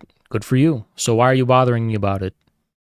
Because Islam in and of itself is just the antithesis to this Christianity. It exists as contradiction, as so you mean to say that emerging that you would wish for a world in which Islam did not exist? Well, sorry, that's not the world we live in. No, I don't say that at all. No, I'm just I live saying, in a world what do you where want from Islam me, must then? exist. Okay. Islam must exist, but it is going to be sublated by Christianity in the end. There's no need to identify as Islam when you can just be Christian. Walk me through how that's going to happen. You say it yourself. In the eschaton of Islam, Christ will return. You know that you will be sublated. Well, everything gets sublated. Everything in the world does. Absolutely. Into Christ. Well, we have to agree to disagree. Well, that's what I'm trying to show you. You can agree with me. I don't think everything ultimately gets sublated into Jesus Christ. I don't think that's true. Everything reaches his judgment. True. The true believers and the sinners will be separated like the chaff and the wheat. Yes, but I don't. I mean, you're using the word sublation very loosely here, in How my so? opinion. Because every sublation, okay, I want to explain something to you, right? What Go we ahead. call dialectics, okay, which is a Western tradition, dialectics is the culmination of Christian mysticism, hermeneuticism, and esotericism, okay? And that gets expounded into the form of philosophy, and Hegel is the one that carries that lineage to its conclusion. Now, the dialectical cycle that Hegel describes is literally just Christianity expounded into the form of philosophy, right? Where you have God the Father, you have the Son as Jesus, and the sublation as the Holy Community, okay? That's not a coincidence or that's not like, oh my God, it's a miracle. That's baked into the premise of the entire lineage of Western philosophy culminating in Hegel. So Hegel's philosophical system is just expounding Christianity into the form of philosophy, the comprehensive end of philosophy, okay? But the notion of sublation that Hegel concludes with does not sufficiently sublate the original problem which philosophy was born to respond to. And this problem is drawn out by the young Hegelians concluding in Marx for this incomplete or unsatisfactory sublation. Because the true sublation has to transform our understanding of the dialectical process in the first place, not indefinitely reproduce it forever. Yes, absolutely. It's taking your original process or your original thesis. It moves through its contradiction, through its antithesis, And and renders then it superfluous. absolutely raises it to sublation, raises it up past and prevails, which it originally was. Right. I agree, absolutely. This doesn't start with Hegel. This does not begin with Hegel. It absolutely. He didn't formalize it either. It starts with Hegel so far as philosophy is concerned, absolutely. No, Yes. it began much, much earlier. Nope, It was there's formalized and it was directly spoken as by the early church fathers. Okay, indirectly it was. No, directly. Not as And philosophy, this is something- though. Not as philosophy. No, as philosophy. Okay, Truly. So did I want to where do provide we this have for you. the This is equivalent? something I wanted to Where do we speak to have you the about. equivalent of Hegel's Science of Logic in the early church fathers? What's the equivalent then? It is St. Gregory of Nyssa against Eunomius, book 5.5. Okay. And that's the same thing as the Science of Logic, where he talks about the relation of universals and particulars and singulars and how the rose is red and all that kind of stuff. Like, he talks about that in that book. Nearly identically. No, not nearly identically. Does he explicitly talk about it in those conceptual philosophical terms? Yeah, he defines the dialectical process in the exact same steps that Hegel does: thesis, antithesis, synthesis. Not Okay. using those exact words, Okay, what but words using does that he exact use? process. What words does he use? He uses humanity no longer remains within its own boundaries and properties, but is lifted up towards that which prevails and surpasses. The conceptualization, theoria, of the properties of flesh and the divinity remain undivided so you're until just each of them is directly theorized in talking itself. about religion. I already told you. Hegel's Just philosophy because he doesn't expounds the use Christian those religion. hermeneutical terms that Hegel was born into, this is synthesis. This is synthesis. This is sublation. This is why I call it Babel. This is why I'm calling it Babel. Because you're not being precise about what you're talking about. I already said Hegel's dialectics is just Christianity expounded into philosophy in the most comprehensive possible But it way. doesn't refer to the Trinity. That's where you're kind of getting it wrong here. It refers to Christ. This passage refers to the nature of Christ. You don't even know what you're Dialectics at its core is focused in on Christ. And where does Islam sit with Christ? It removes him. Completely. Entirely. It is a contradiction. It is a growing antithesis against Christ. This is so incredibly frustrating. It's like I try to talk and you just interrupt me, and I don't even know what you want. You just want to scream at me about your religious faith that I don't share. So what Am do I you want from me? screaming? Because I'm screaming? trying to fucking explain something to you, and you keep interrupting me to go on your tangents. Who are you convincing? I'm not convinced. So who is this meant to convince? Do you want to hear my feedback as far as what you're telling me? Or do you want to Please talk do. to yourself Please do. about your faith? You asked for where I found it, and I gave it to you. No. Please go ahead. I would like your feedback. I I would love your feedback. already said that Hegel's philosophy is just Christianity comprehensively expounded into the form of philosophy. You said, no, Hegel didn't start that. And your proof is that Christianity precedes Hegel. I didn't deny that. But only Hegelian philosophy expounds this fully and comprehensively into a comprehensive philosophical system. Now you say, well, it may as well be the same thing, it's just using different words, but it's still not philosophy. Directly religious polemics are not directly philosophy. Hegel brackets God, he brackets religion, he brackets faith, and he purely draws out the logic or the logos of Christianity, okay? Isolated from God, isolated from any direct relationship or direct ideas about Jesus or Christ or something. He's drawing out the logic and drawing out a comprehensive philosophical system based on the Christian religion, but not directly. Not in the sense of directly saying, talking about his belief in God and Christ and stuff, but the logos underlying the religion expounded into philosophy, okay? So that's the Hegelian system. That's what I said. You responded by saying some guy in the 5th century already did that, but he didn't do that. He was just a Christian. I already said that Hegel's philosophical system is a reflection of Christianity. I didn't say he invented Christianity. Christianity was already there. We agree. Christianity was already there, okay? The logic was already there, but it wasn't drawn out in a philosophical way until Hegel. I think in parts, yes and no. Theology itself, some see it as a combination of religion and philosophy. No, philosophy has to bracket theology because theology doesn't make it sufficiently clear what we're talking about and why. Okay? I don't think that's true at all. That's fine. I mean, the church fathers will have written hundreds and hundreds and hundreds of pages explaining exactly what they believe, and will do so using countless examples, countless analogy, countless syllogisms in order to show both philosophically and theologically and reasonably what their reasoning is, how they came to this position in the church. Is that what I said? Is that what you said? I'm not certain what you said.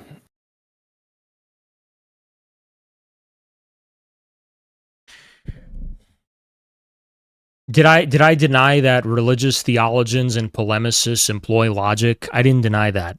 But philosophy as such, okay, what we call philosophy in the modern sense, which begins, let's say, in the early modern period, is not the same thing as religion. They are in fact distinct.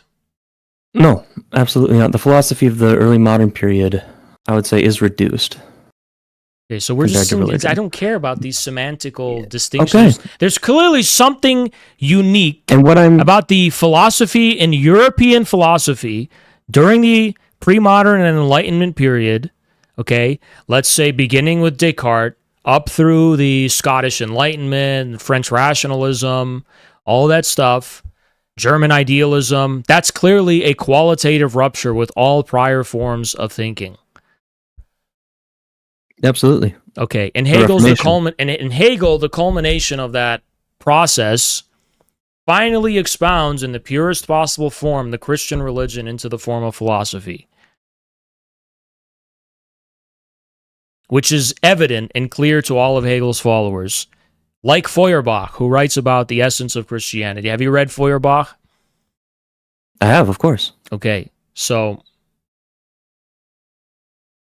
you're just playing semantical games when you insist that, religion and philosophy are the same thing. No, they're not. No, I didn't say that. I just said they aren't necessarily apart. They aren't bracketed away from each other. Nothing is necessarily apart, but There And that is, goes against it your is, original you argument. can meaningfully distinguish religion from philosophy. Just because anything can be interrelated and have overlaps doesn't mean it's impossible to speak meaningfully about distinctions. Okay? There's no two things in the cosmos that are unrelated. Okay? That doesn't mean we Absolutely. suddenly cannot meaningfully refer to distinctions between things. Okay. And what does this have to do with my initial premise? You're not even addressing what I said, okay? The notion that I don't necessarily disagree the with Christian it, is the nature thing. of I just want to see where it goes. the Christian nature of Hegelian dialectics is not a surprise. It's not news. It's not a miracle. It's not some epiphany that some miraculously vindicates one religion or another.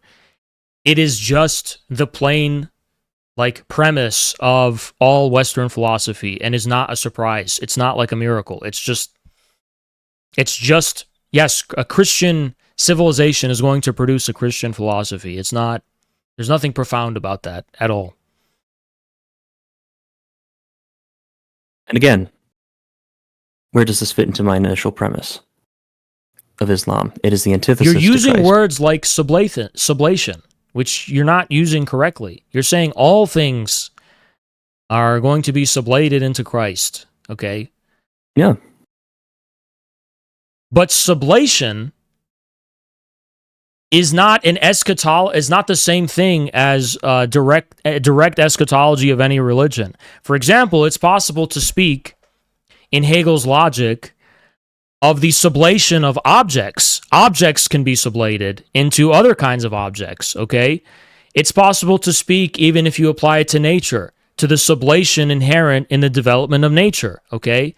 The way in which one species sublates another or something. So when you're describing this Trinitarian logic of the dialectical process, that applies to everything. And it's not meaningful to say things like, oh, everything sublates into Christ. It's like saying the only meaningful way to talk about motion is that everything moves toward Christ. Okay, but that doesn't tell us about local motion. It doesn't tell us about the way in which we can use the word motion to actually describe things. So when you're using sublation in this way, that the only sense in which there's a dialectical structure is this one, that's not true. Christian eschatology is not the only receptacle of the dialectical process Hegel talks about. There's many other processes you can talk about sublation. So you have to specify within what frame you're talking about when you say these things. Specify what frame in which I'm talking about. I don't know. You're saying I'm using it incorrectly, but it doesn't seem like I'm using it incorrectly at all. It's just a point of reference between us. What relative scale are we using to talk about sublation? Right. Okay. So I'm talking about creation's movement back into the creator, back into divinity. And then you can talk about on a local level, on individual levels, on objective levels. You can, but I'm just speaking on that cosmological level. The movement of creation from its beginning, from the fall, the original sin, its contradictions that build within it. You don't understand. This is where I disagree with you. Okay. Because I don't consider creation has to return to anything. I think it already has and is processually, continuously, over and over again. And that's where we disagree. I don't believe creation is broken and needs to be fixed or something.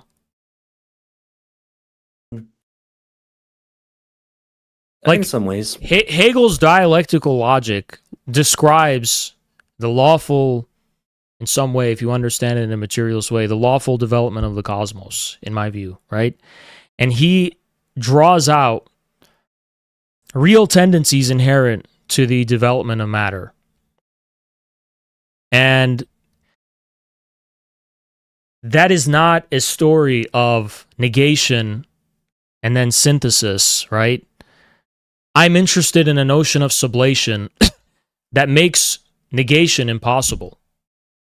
In other words, negation is not real. Negation is an illusion. The real thing is the sublation for which negation is superfluous.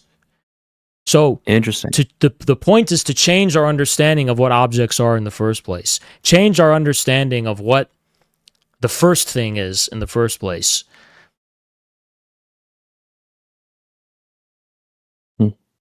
That's a good point. So for I can me, understand that reasoning. it's I don't like this notion. That my critique of Hegelian dialectics is that I don't agree with the tripart structure. I don't think that there's a premise one, premise two, and then sublation. I think that sublation attests to the fact that premise one was wrong from the beginning, and we should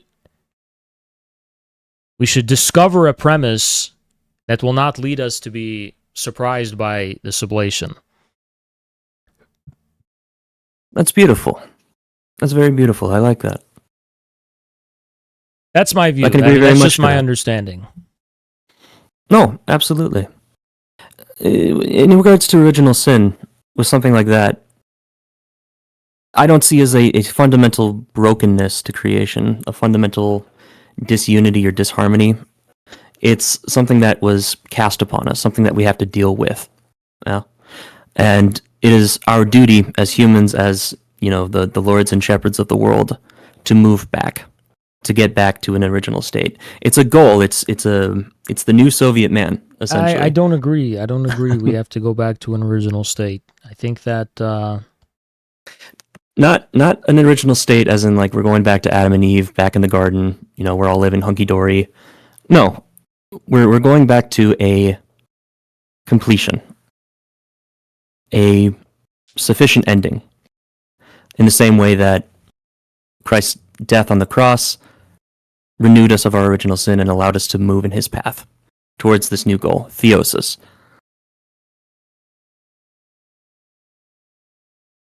And so it's not... But I just don't agree. It's just my view. I don't agree. Okay. Then we're at an impasse. Now, if you had read the last two paragraphs of what I had wrote, which I agreed with you here. That's fine. That's fine. I said, brother, our disagreements here will never result in us fighting. These kinds of conversations are left for the end of the day, when all the work is done, and when Tel Aviv is buried under 40 feet of rubble and salt. That's when we can talk about this. It's fine. It's just... yeah. I don't like religious debates because there's too much baggage. Absolutely. And absolutely.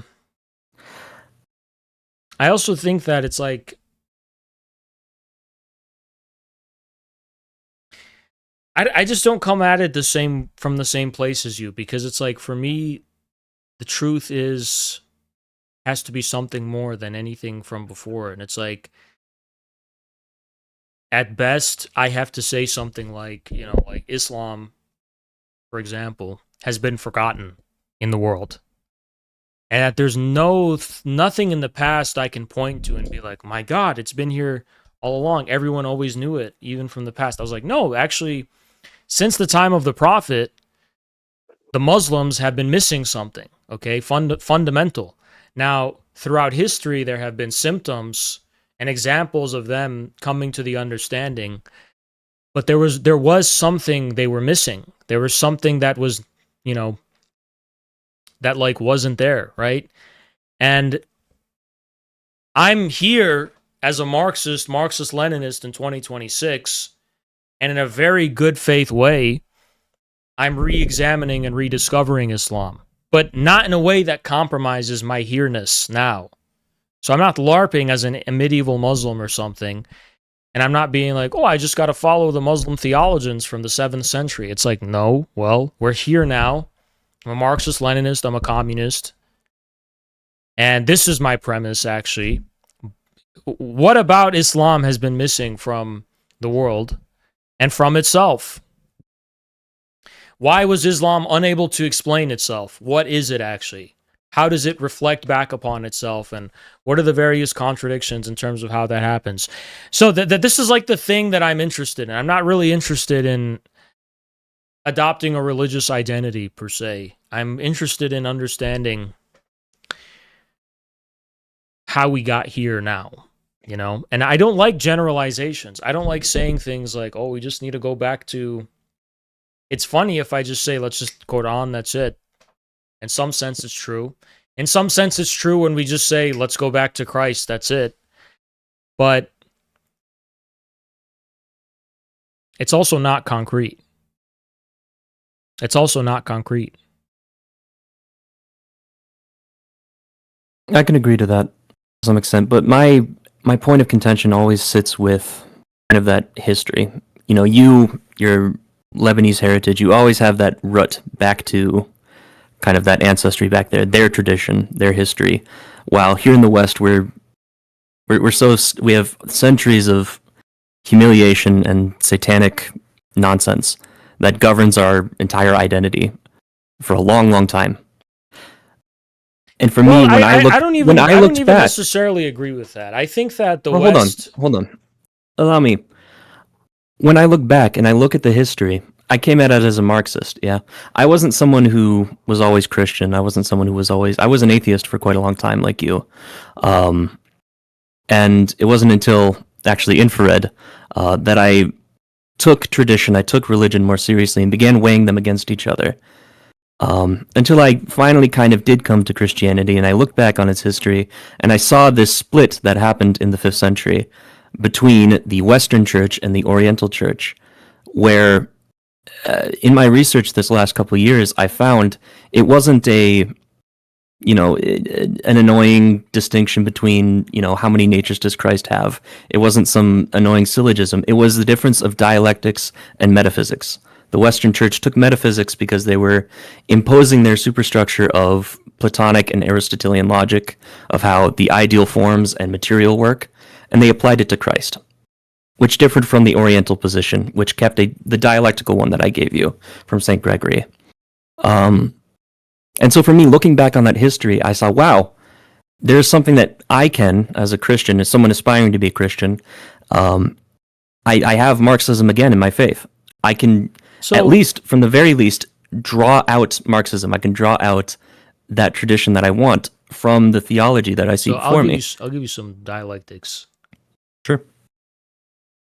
Two things being true at the same time. Communism is eternal. Of course, everyone's been communist by default, and the West was a deviation from this. Then the second thing. Communism comes from the West. Communism comes from the West, doesn't come from the East, because the East was already communist. So what does that mean? That sounds very contradictory and confusing, but what does that mean? Oh, makes sense. The communism of the East was always filled by something integral and determinate, and didn't need to be called something called communism. Communism is an abstraction. And that abstraction is a consequence of the vacuum in the socius, let's say, right? In the commons that defines the history of private property, which is the Western trajectory and the Western lineage. But the historical necessity of the West, this is also very important.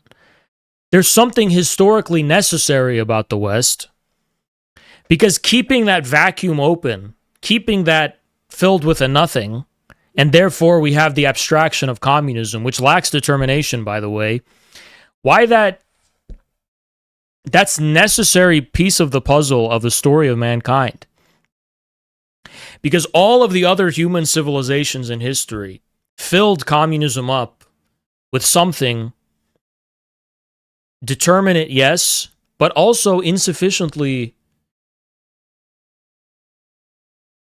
self-relating with respect to the universal. Now, these were universal empires and stuff for sure, but there's a reason why modern science and technology and modern philosophy comes from the West. The West did do what others only... the East discovered all of the brilliant things that the West did. All of them. But in the East, the discovery, all the brilliant discoveries were like having a beautiful dream. When you woke up, it was all forgotten. Only did the West have the insomnia to say, I've discovered this beautiful principle and I will commit to it. I will commit to it with such an intensity, with such a devotion, with such an unyielding stubbornness, and I won't let go of it. In the East, the brilliant appearance of the light, right? It would come and it would go. But it would never be grasped and taken, right? And acted upon. They got close. I mean, they infinitesimally approximated, for sure. But that's why Marx came from the West.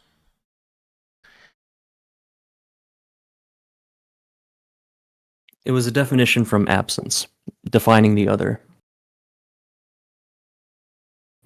We lacked it, and so we tried to give it a name and to find it again. No, it was Which lacking. The name was for the vacuum, for the thing that was absent. That's part of the story of humanity. It's part of the story of humanity, for sure. The West played a mainly evil role throughout history. Yes, I agree. But that evil is the evil of mankind. So those people who claim to be anti-West and they go, well, you know, the white Yakubian devils and stuff. It's like, well, look, there's nothing about white people that's more inherently evil than the rest of humanity. This is an evil that was within all of humanity, but was localized in a specific region. Why? Because it's part of the total division of labor of mankind in human history. So, the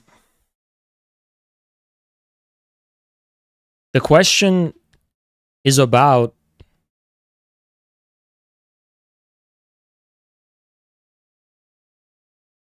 I don't think that I think that the element within the West that is irreducible, you can't say it's an identity, you can't say it's a culture even. There's some people, I'm culturally pro-Western. It's not even a culture. It's an irreducible, infinitesimal nowness, right? And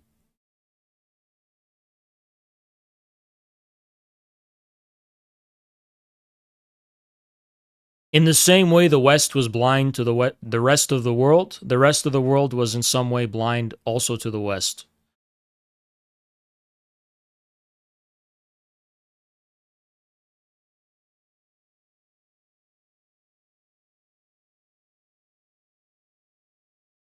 I mean, let's be brutally honest, all right?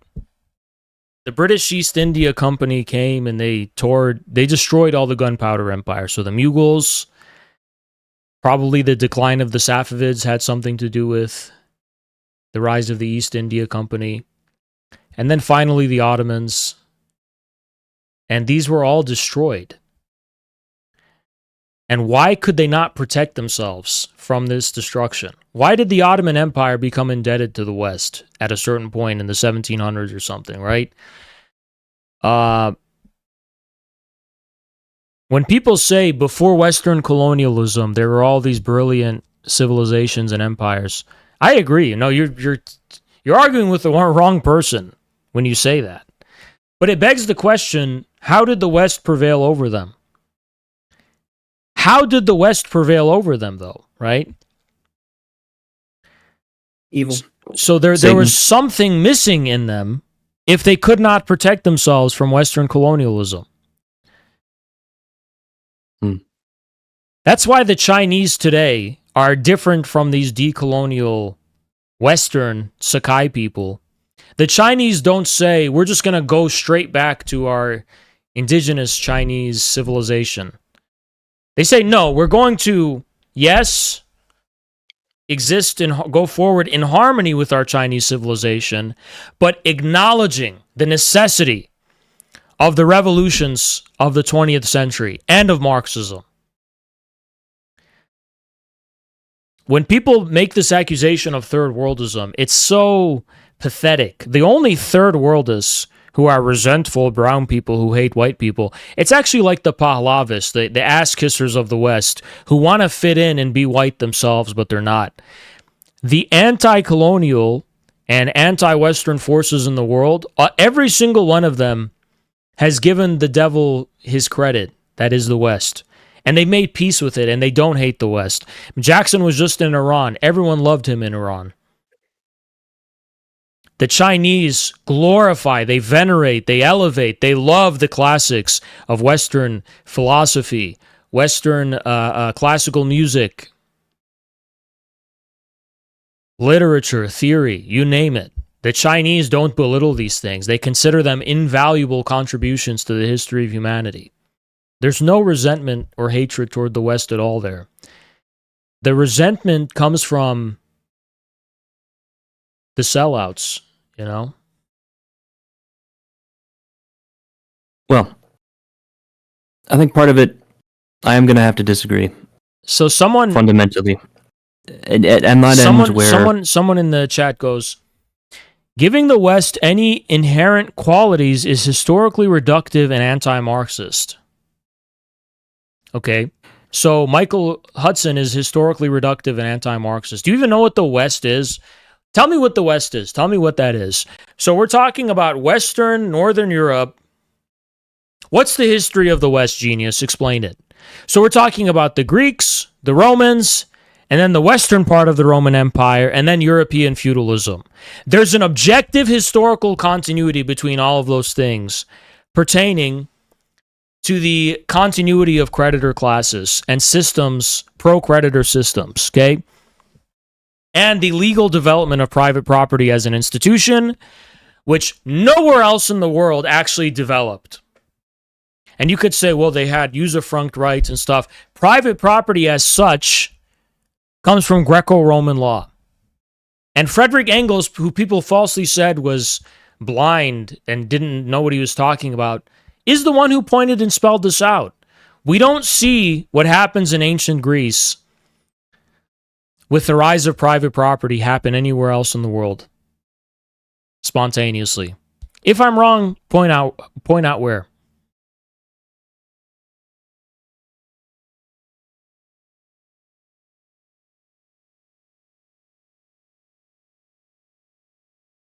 Go ahead. What do you want it to say? What did I want to say? I have to disagree on that level of we never understood the original premise. I just have to. I think it was there. I think it's always been there. What? I think it's something we will return to. God, Christ, what? Truth. That's what we'll return to. When you say, Muslims even themselves forgot the original understanding of Islam, and that we have to go back and find it. No, that's Understand the it in a difference. different way. I don't think we have to go back. Actually, I think we have to embrace the now. Or embrace moving forward. We Not don't even step that. back. It's about the now. What is the now? The only reality is what's now. Everything else is a memory, right? So the only the now is real, actually. That's where I disagree. But it's the That is where I truth. disagree. The now is the only... even the past For is us. part of the now. For No, us. for the whole cosmos. Even the past is just somehow part of the now. The now is what is continuous. The now is what's living. The now is here. Everything about the past that is worthy of being called history in the past is so because it is somehow fitting in the now in some kind of way. But it's been sublated and raised up in the now already. Sure. I think that's just a limitation of our anthropology, of our mind. I think all things do exist at once. They exist in the now, absolutely. The way that you're describing it, I mean, that's That's the what human the mind. now is. The now.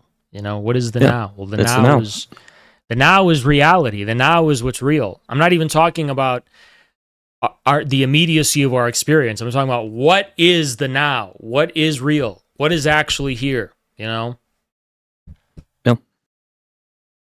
No, I don't know, man. At this point, there's no disagreement. There's nothing to be had. I wanted to provide some of my research. Okay. I think the one thing, just showing other Christians that there is a way to kind of double back to look and see this alternate form of Christianity that exists. That I think Islam is a descendant of.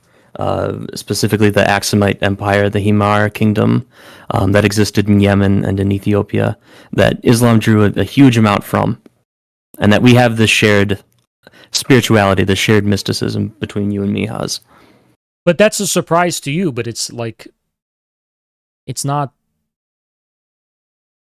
I don't want to be rude, but it's just I guarantee you it would be a surprise to the many Christians that are listening to this that are in ACP. I get that. I'm just saying, like, to me, the reason I kind of roll my eyes is because it's like, well, it's not interesting to me because it's already baked into the premise of where I'm coming from, you know? Yeah. No, I speak for that other for you. Mm-hmm. But I have to go to sleep. I have work in the morning. Sure. See you later. God bless. Have a good night.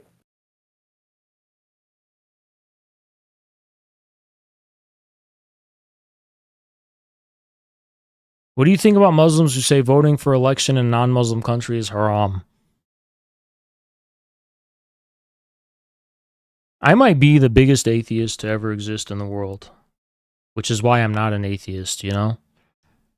Like, I don't even know where to begin with that. Like, what are you talking about? It's like, it's haram or it's halal. It's like,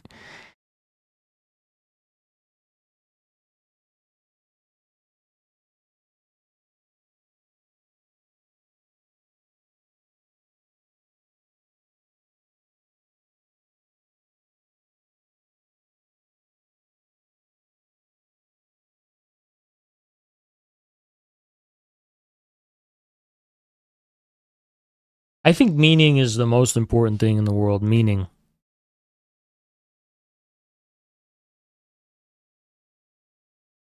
Said it's haram to vote while the far right is uprising.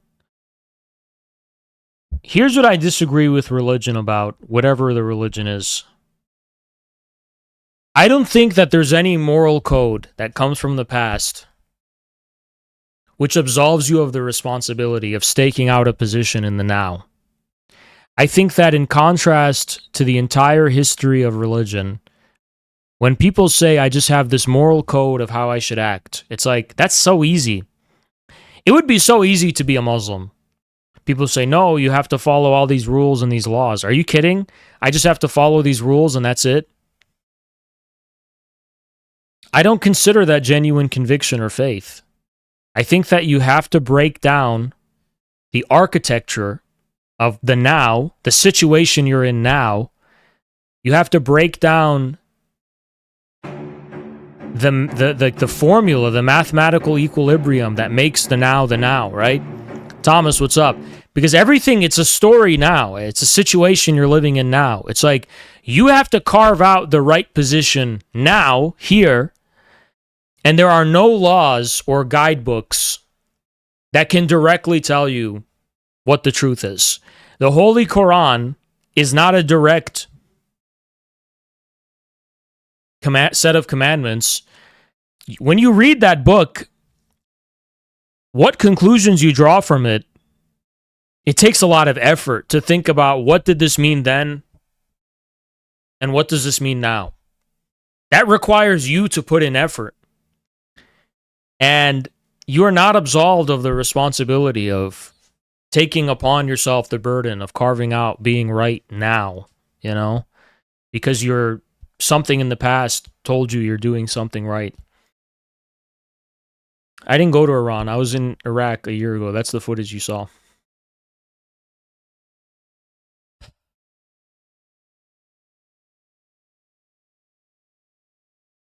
Working class is excess and automation sublates work, therefore working class. What are you talking about?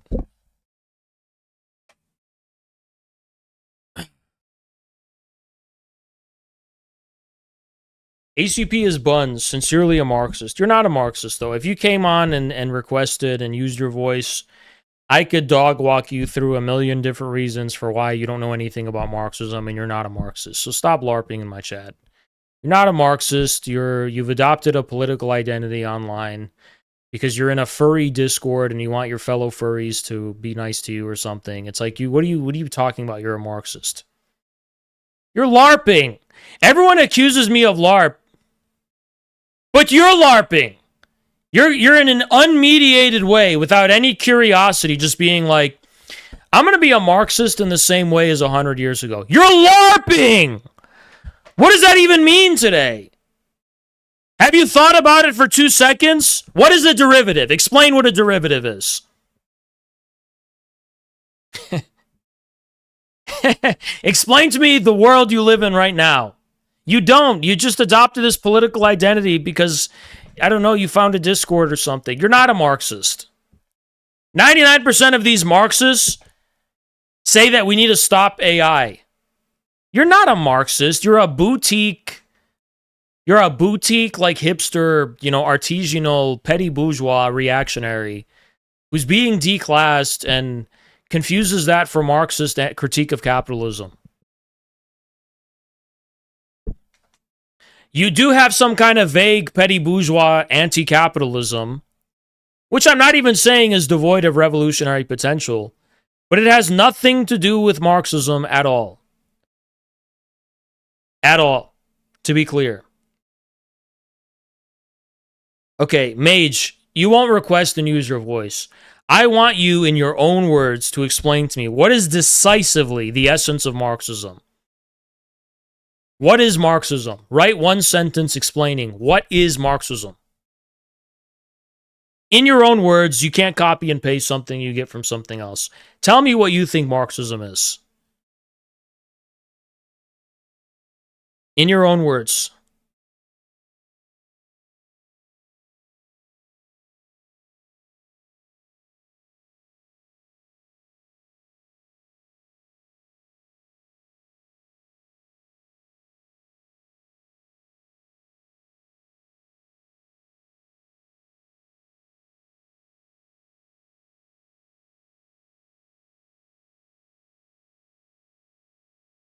Did they leave or are they thinking about it?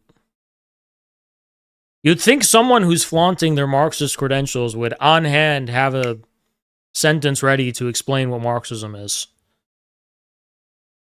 In a simple way. Like, you'd think they'd be able to just be like, well, this is Marxism.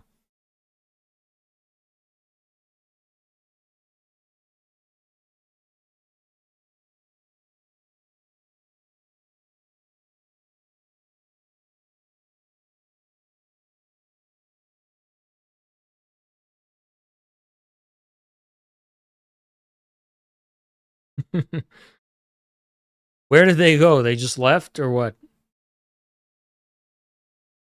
They ran. So I asked them a simple question. What is Marxism? They can't answer it. And they claim we're not the real Marxists. Get out of here.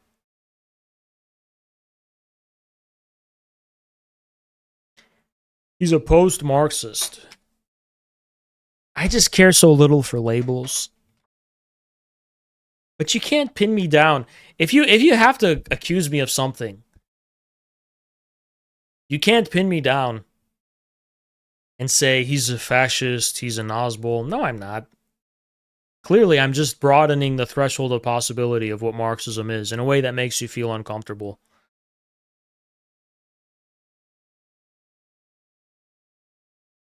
The emancipation of the working class and the abolition of private ownership. Okay. Marceline, you're confusing Marxism for a vague definition of socialism, which preceded Marxism. Communism was popular among proletarian masses before the Communist Manifesto was even written. The notion of the emancipation of the proletariat and the common ownership of the means of production was a demand that existed before Karl Marx. That's not the essence of Marxism whatsoever. So that's a very poor definition of Marxism.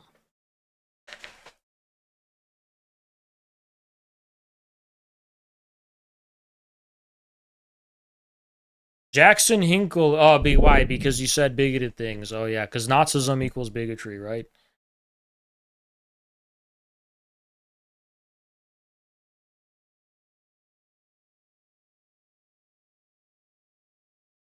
Opinion on left comms. Coping. They're just coping.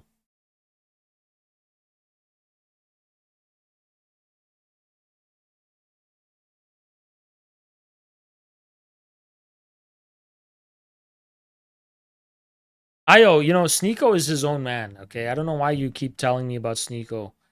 He's his own man, and he can come to any conclusion he wants to. Uh,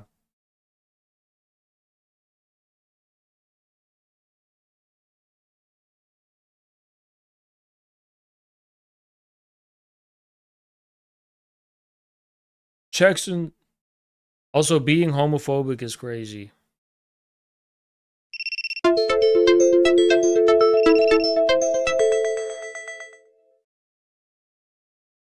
What is that noise?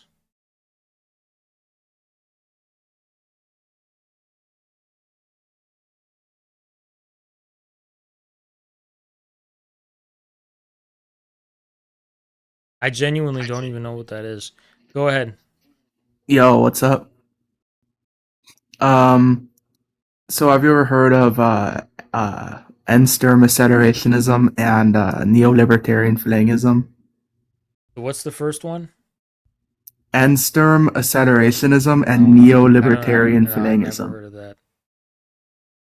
Well, dude, you need to study up, bro. It's the new ideology of the FARC, M19 revolutionaries of the future, bro. It's not a very good one. Not a What very do you good one. mean? How can you argue against Ensterm?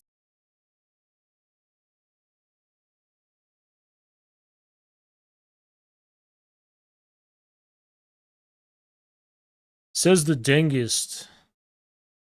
Stop the LARP! Stop the LARP!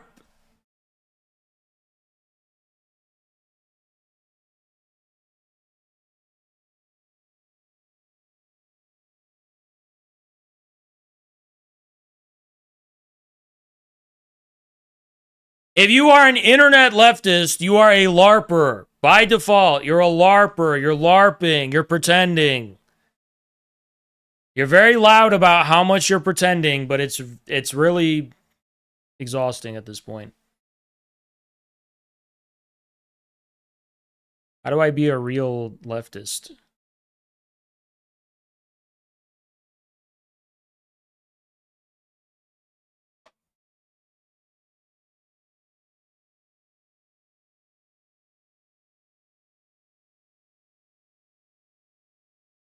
Show me when robots in a mass scale can take blue collar jobs, all right? If to make your argument, Prometheus.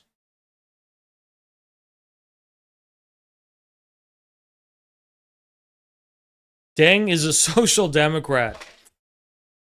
Stop the LARP! You don't know what social democracy is! You're using that as a word to describe your own ideological journey because at one point in your life you were a Democrat Obama supporter and someone corrected you and told you you weren't a real socialist just because you want health care, and they defined that as social democracy. Social democracy can mean a few things. We can be talking about the turn of the century of the previous century, right? It was a large movement in Germany and in Europe with the Second International. Or we can talk about the more contemporary social democratic governments that ruled Europe in the post-war period, more or less welfare states, right? That were part of NATO welfare states. These are the two senses in which the phrase social democracy might have some meaningfulness. But to describe social democracy as consisting in the view that, you can have, it's like China where there's markets and simultaneously there's socialist pretensions. That's not social democracy, okay? You just don't know what you're talking about.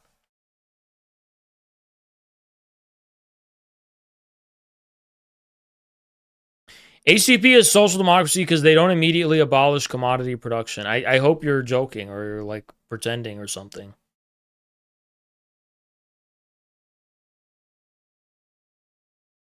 Here we go. The Lascelles and Mussolini. I feel like these left comms, it's like a Discord of 100 of them who all have a hive mind and they just say the same thing everywhere on the internet all the time. What are you even talking about? What are you even talking about? Oh, Lascelles, so niche. Lascelles. Oh, Lascelles and Mussolini, so niche. These people are not materialists. What was Mussolini a product of an ideology that wanted to compromise, social spending with a market economy? Or what is the objective phenomena behind Mussolini? Wasn't Mussolini the leader of the black shirt thugs that were propped up by landlords and the capitalist class to destroy the socialist movement? Didn't Mussolini not even nationalize one thing under his entire reign? Why are you even comparing him to this insufficiently revolutionary socialism thing? Mussolini nationalized not one thing. The IRI took out public money to pump credit into companies that the market had destroyed and bankrupted. But ownership, in the sense of financial ownership, remained with the capitalist class. It was a Ponzi scheme. Mussolini didn't even nationalize anything. So why are you talking about Mussolini like he was this socialist? He wasn't. Not even in like a super like a conventional sense.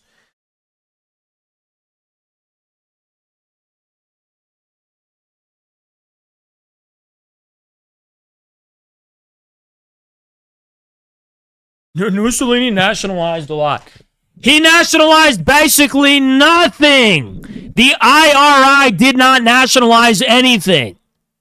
It was a Ponzi scheme to take on. It was literally a bank bailout, Obama style. That's what it was. Okay, I'm simplifying it for you.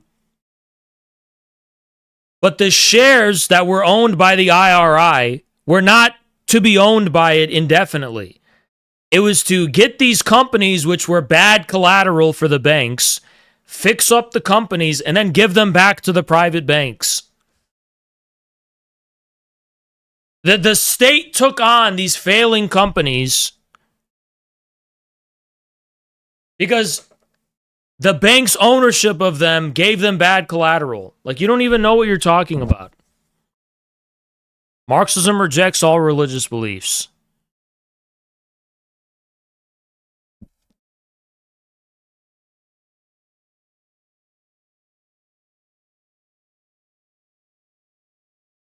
It's like these people copy and paste what they learned in these like elementary, uncurious, cookie cutter readings of things they've never actually explored with any degree of curiosity or detail. Then spam me with these. They just copy and paste and spam me with it.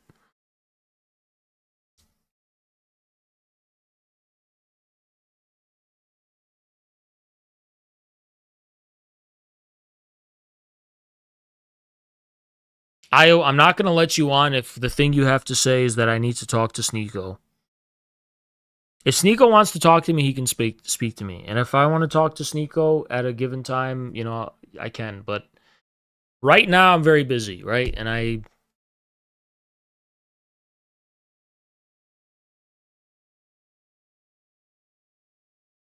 if Sneeko wants to talk, I have no problem. I'll talk, but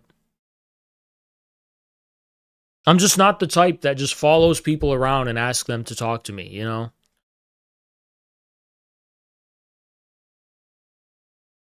Like, Sneeko already talked to me. That's the thing. He already spoke to me. So it's like, and he reached out first, actually, right? So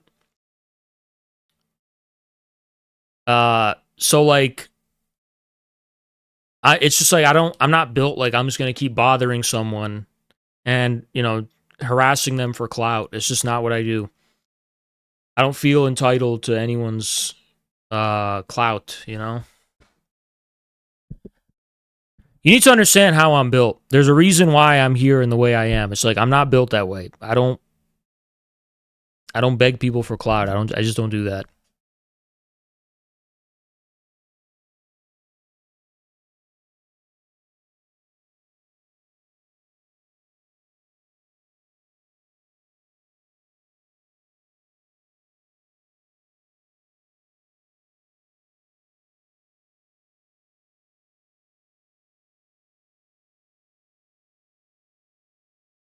How quickly is ACP growing? Pretty quick.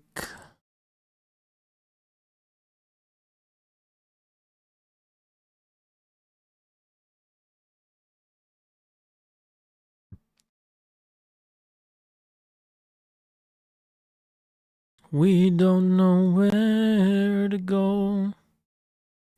We'll find what we're looking for. Show. Take us beyond. Take us beyond. Okay, now we're going to get into Music Hour. How'd you guys like that song? Be honest. I don't want you guys to just be sycophants who are just like, Hawes, you make great music. Give me if you're like someone who knows what they're talking about. I'm gonna be totally honest about something. I don't know what I'm doing with this music stuff. I don't know what I'm doing. I'm not a trained music theorist. I'm just going off of what I think sounds good. But I also know that there's probably room for improvement. There's probably ways to make it more professional and better. It's just like all we do is critique your music. You don't like them? Yeah, I mean, I'm learning. It's a learning experience for sure. No, the one that was in the intro of the show.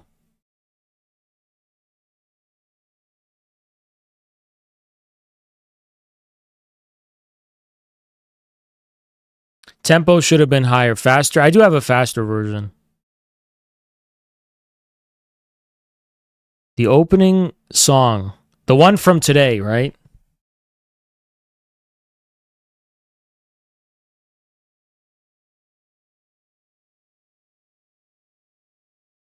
The Turkish media, what? The TRT, the Turkish news, or that's what's the Turkish state news? It's called TRT, right?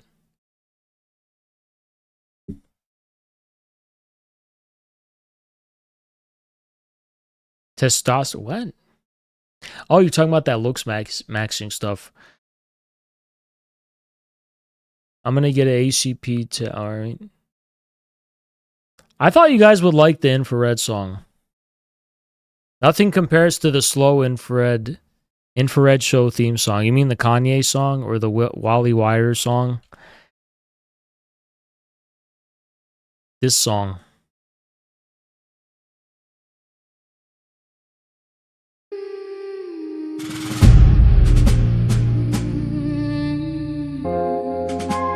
Seeing infrared.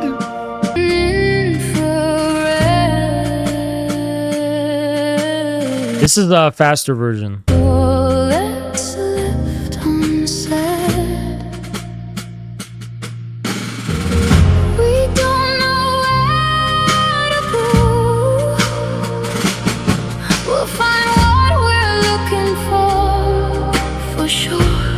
Coworker music. I mean,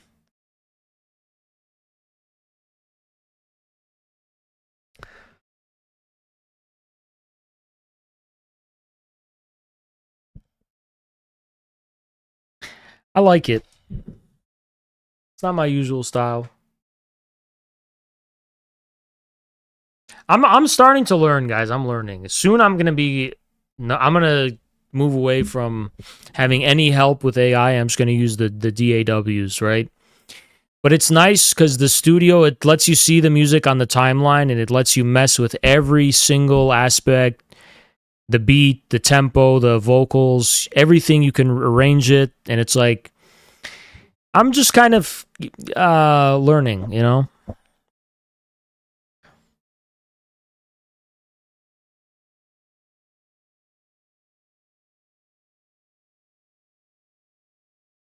I'm gonna be honest. I'm not satisfied with anything I've made, even the really good one, which I actually listened to myself that I put on Spotify.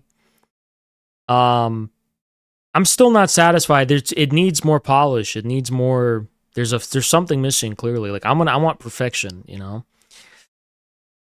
FL Studio.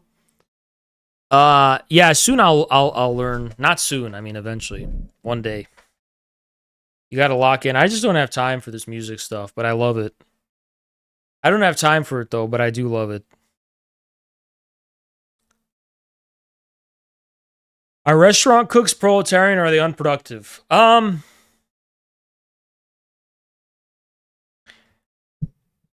in what sense are we talking about proletarian? I have no problem calling them proletarians. I think people who work a 9 to 5 and they're on their grind set are people who have to grind for a living are proletarians. That's my definition. Shadow, what's up? But not all, let's put it this way. Maybe we can just say not all proletarians are productive laborers.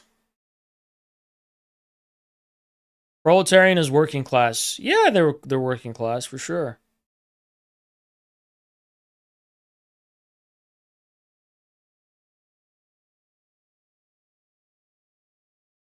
I'm not so strict about how to define proletarians and working class people. I just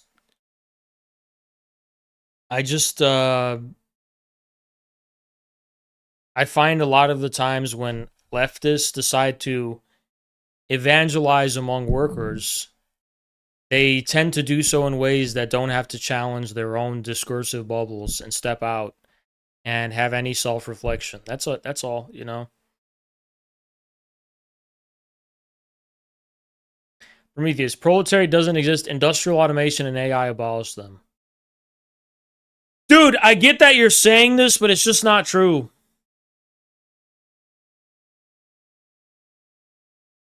Deng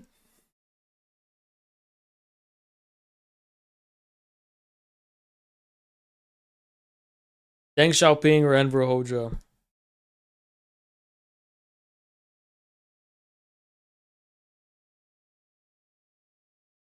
Review the song I sent.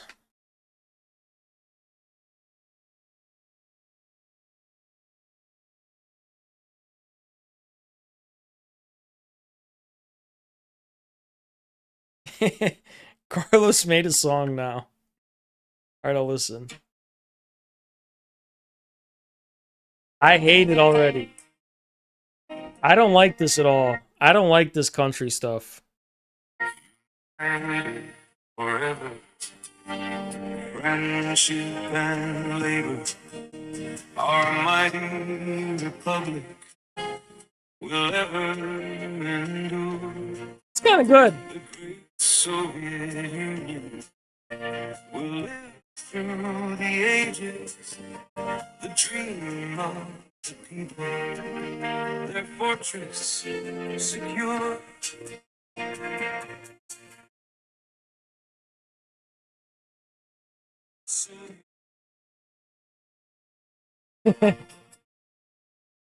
No, that was a failure.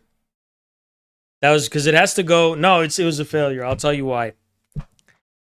Because it has to go. It has to go. When it has that part, it has to go. Long live on. It has to have that continuity. When it's the minute he went, I'll tell you when it failed. The minute he went, long live us. It has to go. I was expecting like a country thing where he was like, long live us. So like if he did that high voice note or whatever, that would have been nice.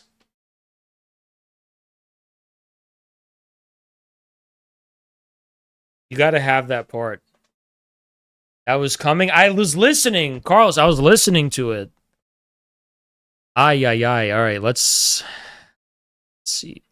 I need something.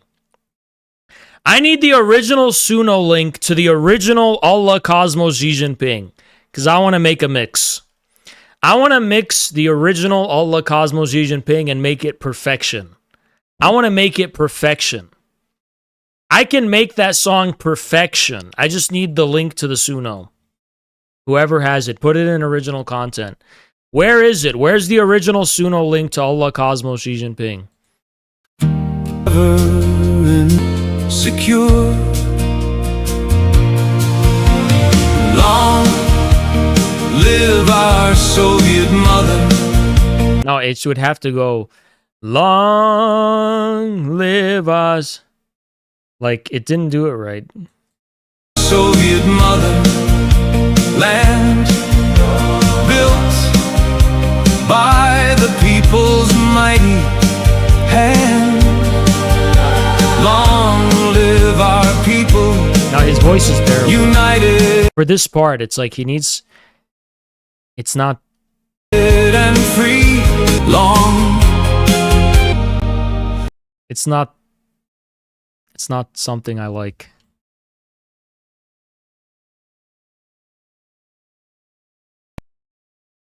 Long live our Soviet motherland.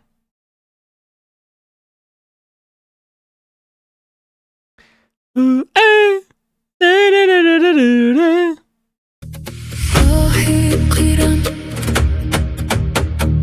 World revolution.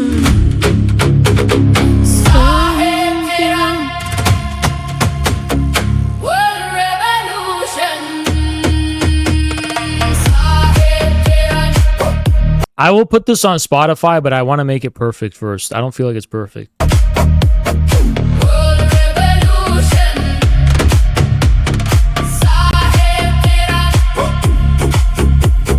World revolution. English our master. Teamwork awakens. This guy had Indian call center music. The truth is, Indian music bangs. Why are we pretending like India doesn't make some of the best music on earth? The one thing you can never say about India is bad is you can't say the music is bad. You can't. That's such cope. Indian music is some of the best in the world. You know what one of my favorite songs growing up was? Y'all wanna take a trip down memory lane? This was my exposure to Indian music. The World of India. Ready? Where the fuck is the original music video? Because I don't want nothing less than the original music video.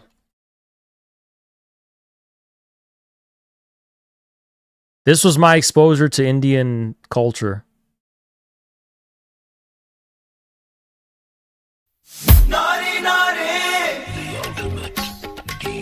No, this is a fucking mix. But I already gave it away. Holy shit. The music video is gone forever. What the fuck?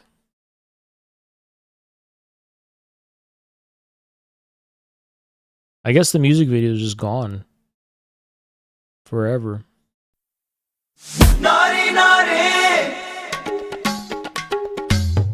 This was such a good song. ناري ناري ناري من جماله ناري ناري قلبي جراله ناري ناري ناري من جماله ناري ناري قلبي جراله من نظرة خدني في لحظة دبنا احنا سوا حبيبي ده أجمل كلام بعيونه قالوا عن الهوى حبيبي ده من نظرة خدني. This was an Egyptian guy and an Indian woman made this song. It was so good. But I'm saying, like, that's how I was introduced to it, because it was Arabs found this song popular at the time, and then I looked up the music video, and there's a lot of Indians in it, and I was like, wow, this is the Indian rabbit hole. So then I would look up Indian music. Ding, ding, ding, ding, ding, ding, ding, ding, da, da, da.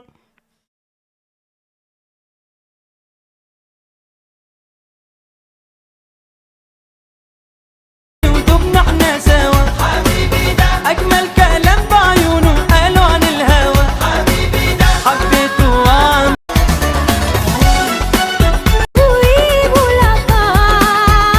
All right, you're saying that it's not authentic Indian. All right, here we go with the gatekeepers of culture. Here we go. Here we go with the... It's not real. Taco Bell's not real, Mexican. Just shut up. I don't care.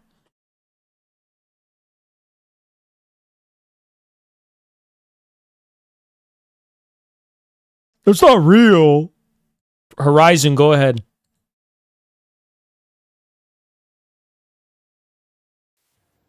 Yo, can you hear me? Yeah.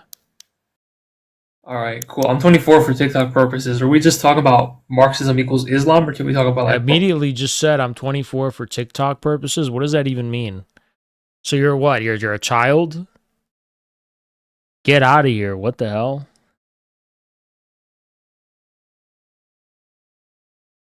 You know what's funny? When you're young, you're always in a rush to like, all right, this is the truth and this is the truth. It's like young people have this fanaticism where they're like, they think they've discovered everything already. I don't know. It's kind of funny. I'm authentically 24.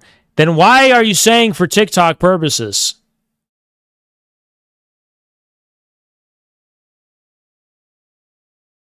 It just means you have to say it. All right, go ahead again. Request again.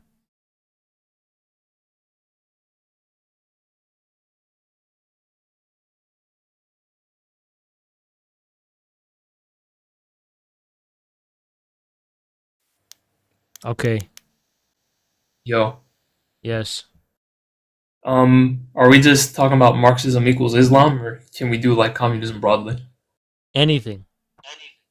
All right, cool. I wanted to run like a developing, I would say, like argument against like communism.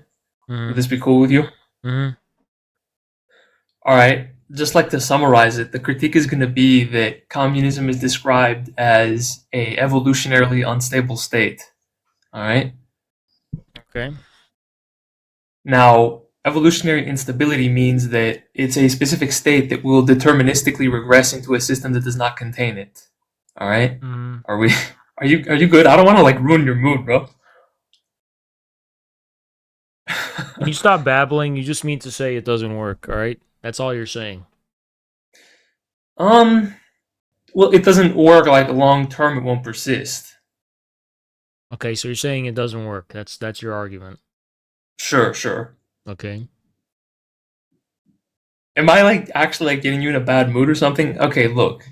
So, like in the Communist Manifesto on page 45, it literally references the fact that if there are sectarian principles for the proletariat to like divide themselves upon, then communism will essentially not sustain. And as a result, It because doesn't of the say way that. that It doesn't say that. yeah, I'm paraphrasing just a little bit, but would you like me No, to read that's it? not what it means, though. Uh-huh. Read us the passage. Go ahead. Or give us the Sure. chapter. Yeah, it says two proletarians and communists. In what relation do communists stand to the proletarians as a whole? The communists do not form a separate party opposed to the other working class parties. They have no interests separate and apart from those of the proletariat as a whole. They do not set up any sectarian principles of their own by which to shape and mold the proletarian movement. Is that cool? Yeah, it has nothing to do with a communist mode of production at all. All right. Would you say that sectarian principles are like can be, I should say, genetic in like modality? But that's not the. You don't even know why they said that in the manifesto. The reason they said that in the manifesto was that they're not trying to develop a special ideology or doctrine. They're trying to develop something that articulates the will of the proletariat and do that in a humble way. That one that acknowledges the primacy of the actual proletarian movement whose conditions are hitherto now in existence, you know, to paraphrase Marx. So it's not about, you know, this notion of the abstract reality of people forming sects and different belief systems.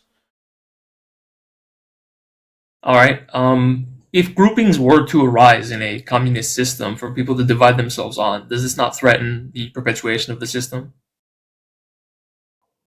No. There would be a type of hierarchical like classism based off of the differentiation, would there not be?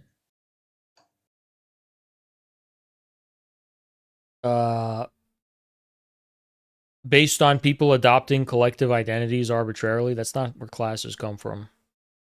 No, it's not about like their self-perception of collective identity. It's about the arising of groupings objectively. How do groups arise in your view? Okay, well, like broadly, like there's not like one unified thing, but specific like modalities that we can look at here for like what I would be meaning. Like genetically, for instance, like we agree that evolution is true, and as a result, there is a mechanistical system that applies itself on populations to create more diversity genetically.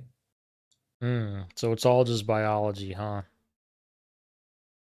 Well, this is the approach that I'm taking right now, sure, but like it's broader than that. I I guess just find somebody that else to could. be self-contradictory and self-defeating. It's like, if all we're talking about is biology, then why are we talking in the first place? Well, in fact, like communism is a thing that applies itself on a population of humans, which is biological. And what's the biological reality of communism? What are the biological processes that are Yeah. responsible for the word or communism itself? For the word communism itself? For anything. I mean, what is the notion to reduce any type of being to a specific field of inquiry of being, like biology or chemistry or anything like that, it's self-defeating, it's self-contradictory. Because even by partaking in language, you're presuming an ontology for which biology is of secondary significance. I would not say that there is a reduction fully of the system to a biological like reality. There is simply a projection onto an axis of a part of But the even whole. even the function of projection, to say this is biological, the fact that you're saying that, what's the biological reason for you giving this analysis about how biology is just projecting itself upon things somehow? Well, first of all, like it wouldn't be biology projecting itself onto things. It would be the fact that things have constituent parts, and one of them is a biological reality, is what I'd be trying to say. But I'm not trying to say that projection in and of itself is a biological function. So what is it then? Right, it's simply that there is a descriptive layer into like communist systems that applies itself on like populations, which is a biological thing, and as a How? result, it will be How? governed by. Sorry. How? In that communism is first a meme. There's the different terms that we can use, right? Like it's a meme, it's an idea, it's an what's a meme? ideology, and it is also sorry, What's a meme? a meme. Mm-hmm. Yeah, a functional unit of ideological inheritance. What is an idea? What are ideas made of? What's an idea? Well, this is like a perspective thing. Would you like me to give my opinions on like philosophy of mind? Well, no, we're not just talking about the philosophy of mind. We're talking about something you regard as having a overriding significance with respect to different minds, not just one.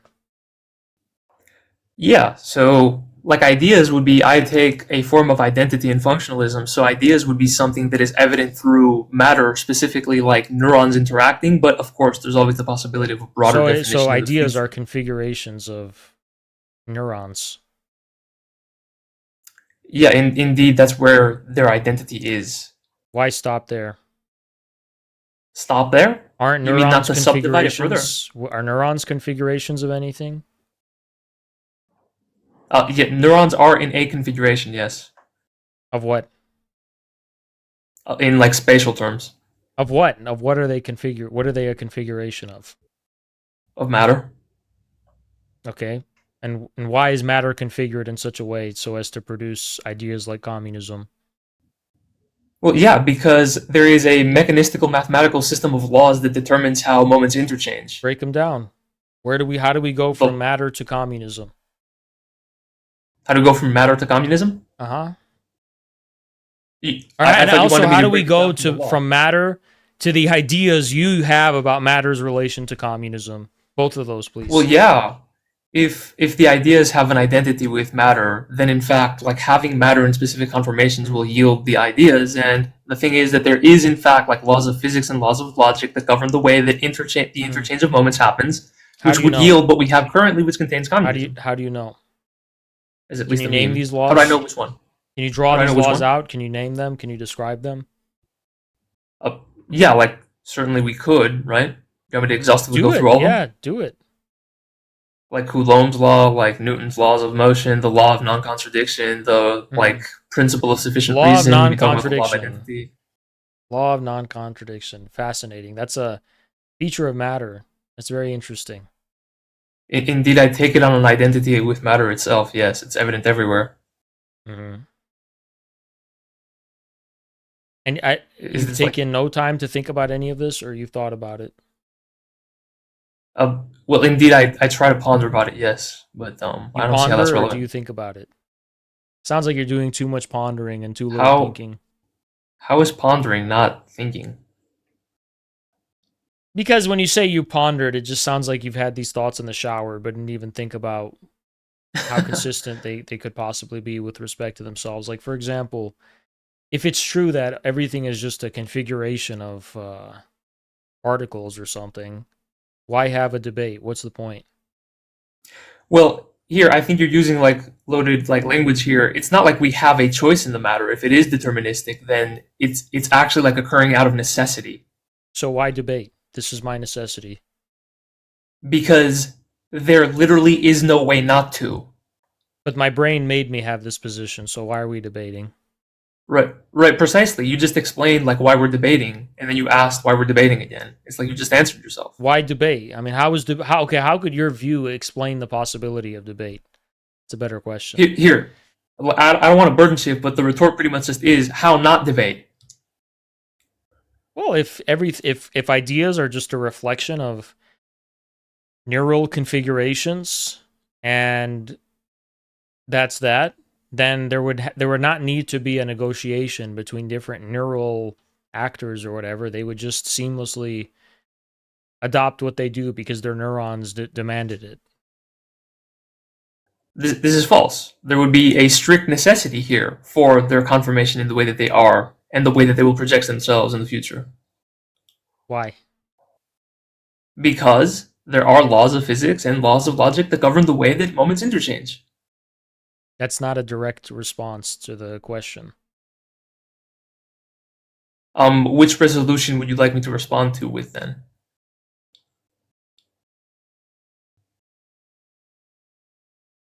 You're claiming that an idea is just a configuration of neurons, and that's how we can explain the meaningfulness of an idea, right? Or what an How we can idea refers to. explain? To what does an idea refer? What is an idea? Well, ideas are just configurations of neurons, okay? So your position is just a consequence of the configuration of your neurons, and my position is a consequence of the configuration of my neurons. How do we know if there's so much wiggle room? Then how is it a direct relationship at all? So there was an initial question near If the it's start, and possible there's a that final my question. neurons are configured in such a way so as to seamlessly give rise to the idea that you have, which is, I presume, the reason you're debating me is to see if that's true or not. How is that arbitrariness possible? That it could be possible I could have a different idea than the one I have now. Well, like on multiple resolutions, it's not arbitrary, it's necessary, and I wouldn't even say that something that didn't occur is possible and won't occur as a result of like the mathematical laws that govern is possible at all. Why is it necessary to find recognition and validation in the way you're talking about? I'm sorry, what do you mean recognition and validation?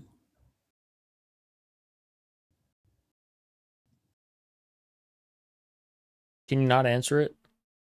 Sure, just can you maybe like re-say it? I might have missed Why something. is it necessary to debate your position as true or false if you truly believe in it? Right, because reality forces me to through the way that it works. Because of the laws of physics, you have to debate me?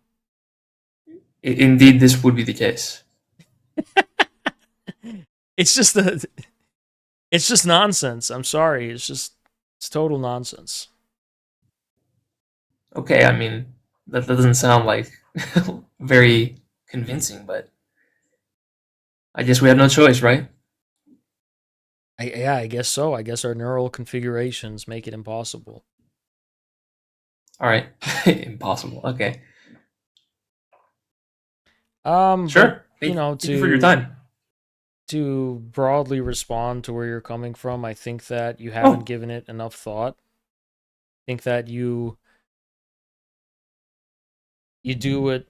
I mean, to be very generous, there's some kind of trend within analytical philosophy, which is more sophisticated than what you're putting on the table here. But you have people like, what's his name, Daniel Dennett and others will be like, consciousness is an illusion. And it's like, it's just this nihilism that attempts to claim that there is something unreal about the things we regard as meaningful, which calls into question the very weight behind words like meaning or reality in the first place. Like, what is real versus what is false, right?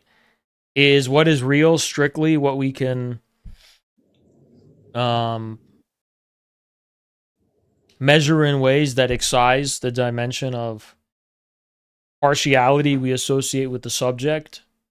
If that's true, then reality, the term reality, loses all the weight it has. If reality and meaning are so separated and so divorced from each other, then why should we respect the real? For what? Fear? You know, because they Okay, say, well, so but because of the necessity of respecting science to stay alive. But meaning is the thing that makes us put everything at stake, including our lives. Why should we respect reality if it's completely divorced from meaning, you know? okay, so I'm not a nihilist, and nor would I deny some sort of like consciousness. There are definitions that will satisfy you here, nor do I deny meaning. Like semantic content exists, and No, in I'm in not fact, like I talking don't have an about. issue. Well, I ask you, how does it exist? And you just say it's a configuration of matter. That's not a useful explanation at all, because what is at stake is the very question: what is matter? The content of what matter is cannot be found in some primal base substance.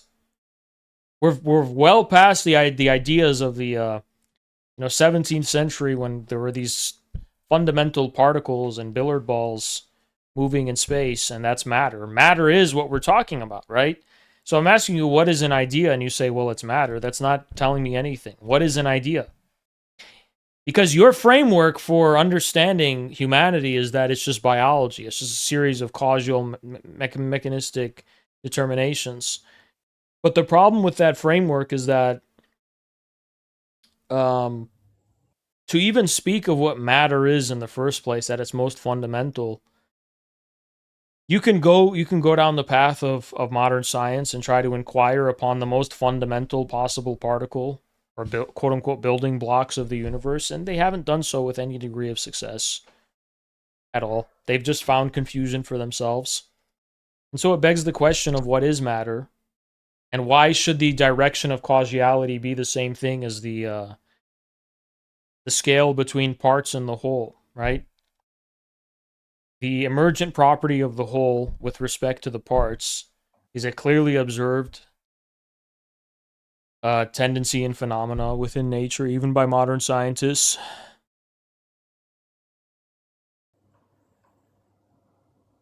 So this Um, reductionistic framework just doesn't work. When you say, well, biology is the reason communism doesn't work, it's like, well, what are we even talking about here? What do you mean biology, right? How could well, biology give here rise to the something that contradicts biology? It doesn't make any sense. well here, right?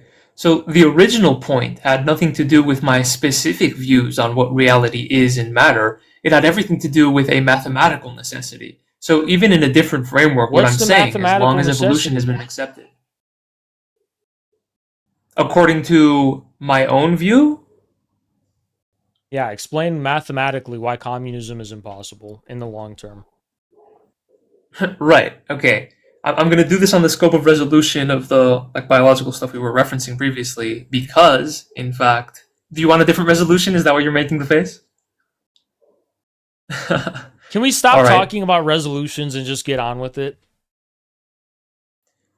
Okay. So, it in fact is the case that life is predicated on an internally facing preference to a genetic identity, all of the elements that once expressed yield one individual like entity. And as a What's a result, genetic? You if mean in by a fact genetic evolution. identity? Are you referring to discrete parts of DNA? Yeah, I'm referring to functional units of inheritance as a set. Like, yeah, but those don't exist. End of story. Functional units of inheritance don't exist? There are no units of inheritance that we can observe. Okay. Is this because you're taking some sort of like view that matter doesn't exist and reality isn't there? No, Like, there what's are the. no units of heredity. There just aren't any. Okay, so reality's there and DNA is there. It's just not units of heredity. Yeah, DNA doesn't contain units of heredity. It doesn't. It's not how heredity works. So, what would you say is the necessity of the replication that a DNA molecule will go through that contains within it functional units? They're not functional units. They're part of a greater metabolism.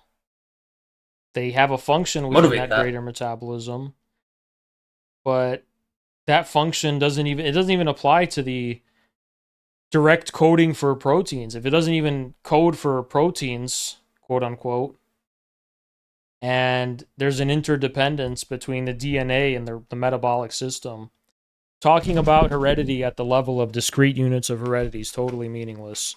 The entire metabolism is involved in the process of heredity. End of story.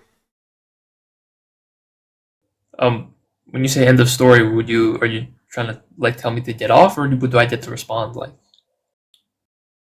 What's your response? what's my response? Okay, I sort of. Well, you I haven't sort of even missed thought it. about it, so that's why I'm kicking you off. Because I asked, "What's your response?" and then you're like, "What's my response?" I don't know. That's what I asked you.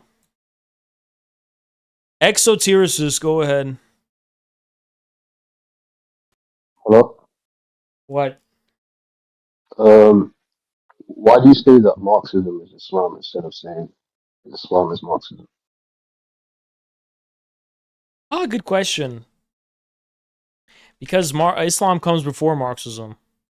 But I kicked you off because I'm in my speed running thing because I'm going to leave soon. Just Alex, go ahead. Hello? Yeah. Look, sorry if you can't really understand me, that it's just like English is not my What first country are you language. from? Moldova. Moldova? Yeah, it's in Europe between Romania and You're Ukraine. not from Moldova. I'm from Moldova. No, you're not. You have an Arabic accent. You're not from Moldova. Bro, other people say that I have like an Russian accent. Oh, you might be from Moldova when you heard. All right, go ahead. Okay, so and also I might be I don't want to say that I'm 100% correct. I just read I, the only Marxist book that I read it was Capital. So basically, what do you mean like Islam equals Islam? I mean Marx equals Islam. Like I have an essay coming out about it. You know, if you're just gonna ask me questions, I have an essay. Don't worry. It's a strictly debates only. Whatever this guy's name is, go ahead. Hey man, how's it going? I don't want to take So, too much of your time. I just wanted to say, keep doing what you're doing. Shout out to you, and free Palestine. Thanks, my man. appreciate That's you, all I bro. wanted to say. Thank you. Appreciate it. All right, guys, we're wrapping up the TikTok. Bye bye.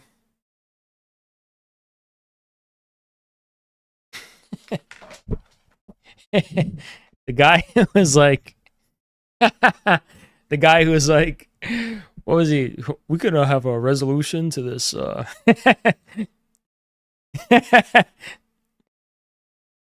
We can resolve it to the.